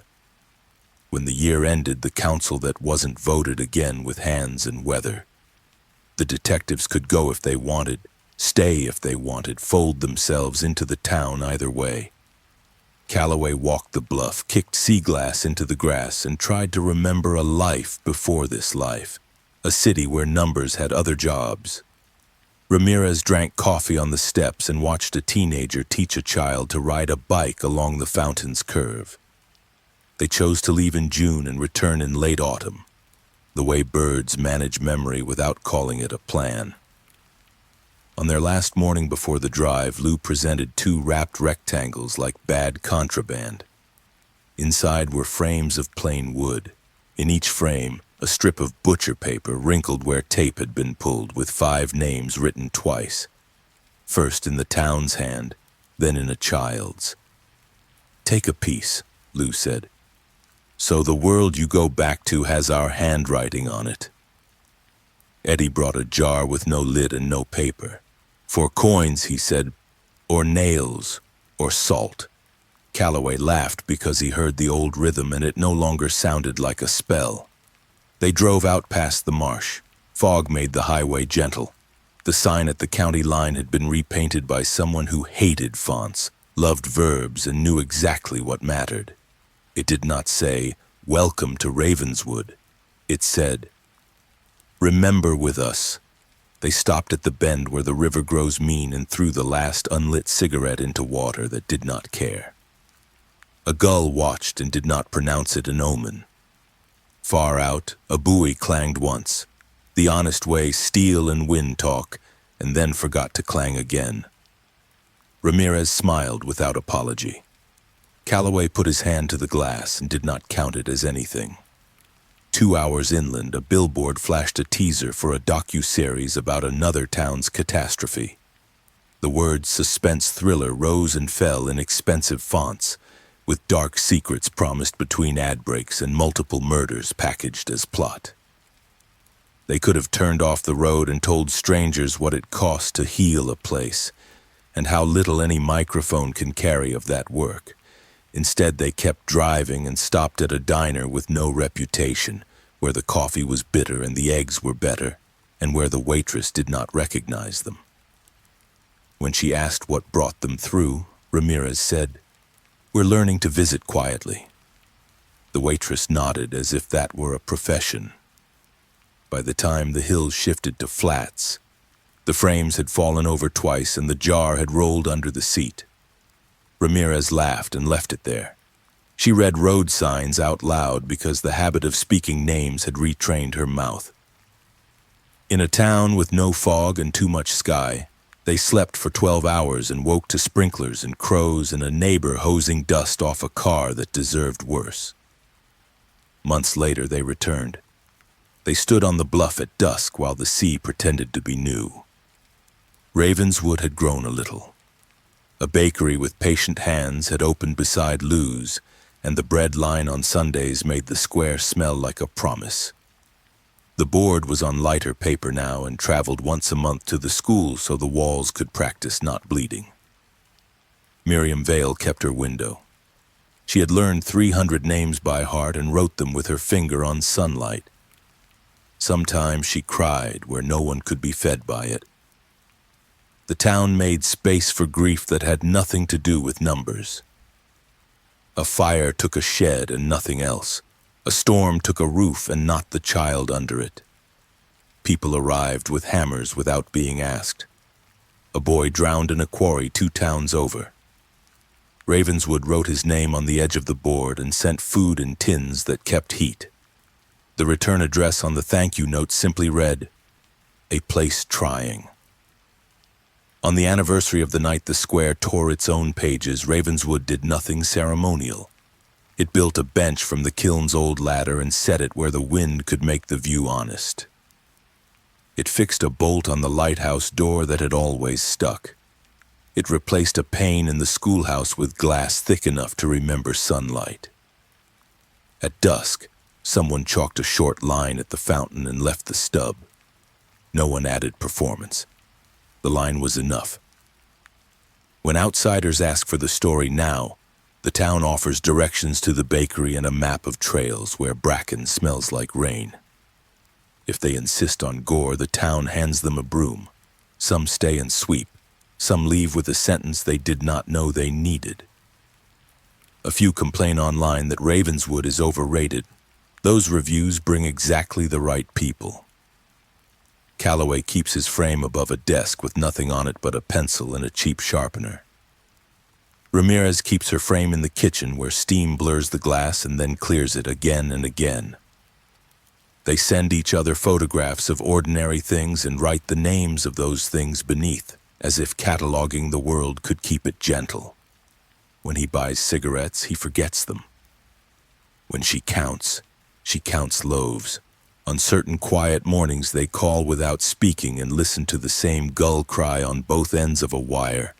On a clear night, standing by the mill where lime has made a memory strong, they hear a bell from far offshore. It clangs once. The sound dies in clean air. They do not answer. The tide rolls over the old stones, bored with its own cruelty. In the window of the jail, a woman sets her palm to glass, then lowers it. A child on the square blows a whistle that used to mean a body and now just means, I'm here. Lou wipes counters scarred by years he will not dramatize. Eddie fixes a hinge. The bakery cools loaves with the windows open. The rain returns small and ordinary. The town closes its doors the way you close a book you have learned to stop rereading. The last page does not vanish. It stays blank, and blank is finally generous. Ravenswood does not read it. Ravenswood writes over it slowly, messily, with names. And that was Ravenswood's darkest chapter, a place where unsolved mysteries, multiple murders, and chilling secrets turned into a nightmare no one could escape.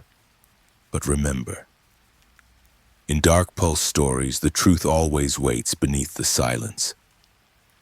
If you felt the suspense, don't forget to subscribe to Dark Pulse for more true crime stories, horror mysteries, and psychological thrillers that will keep you awake long after the story ends. Hit the like button if you want more scary stories for sleep and suspenseful crime narrations, and tell us in the comments, which twist shocked you the most tonight?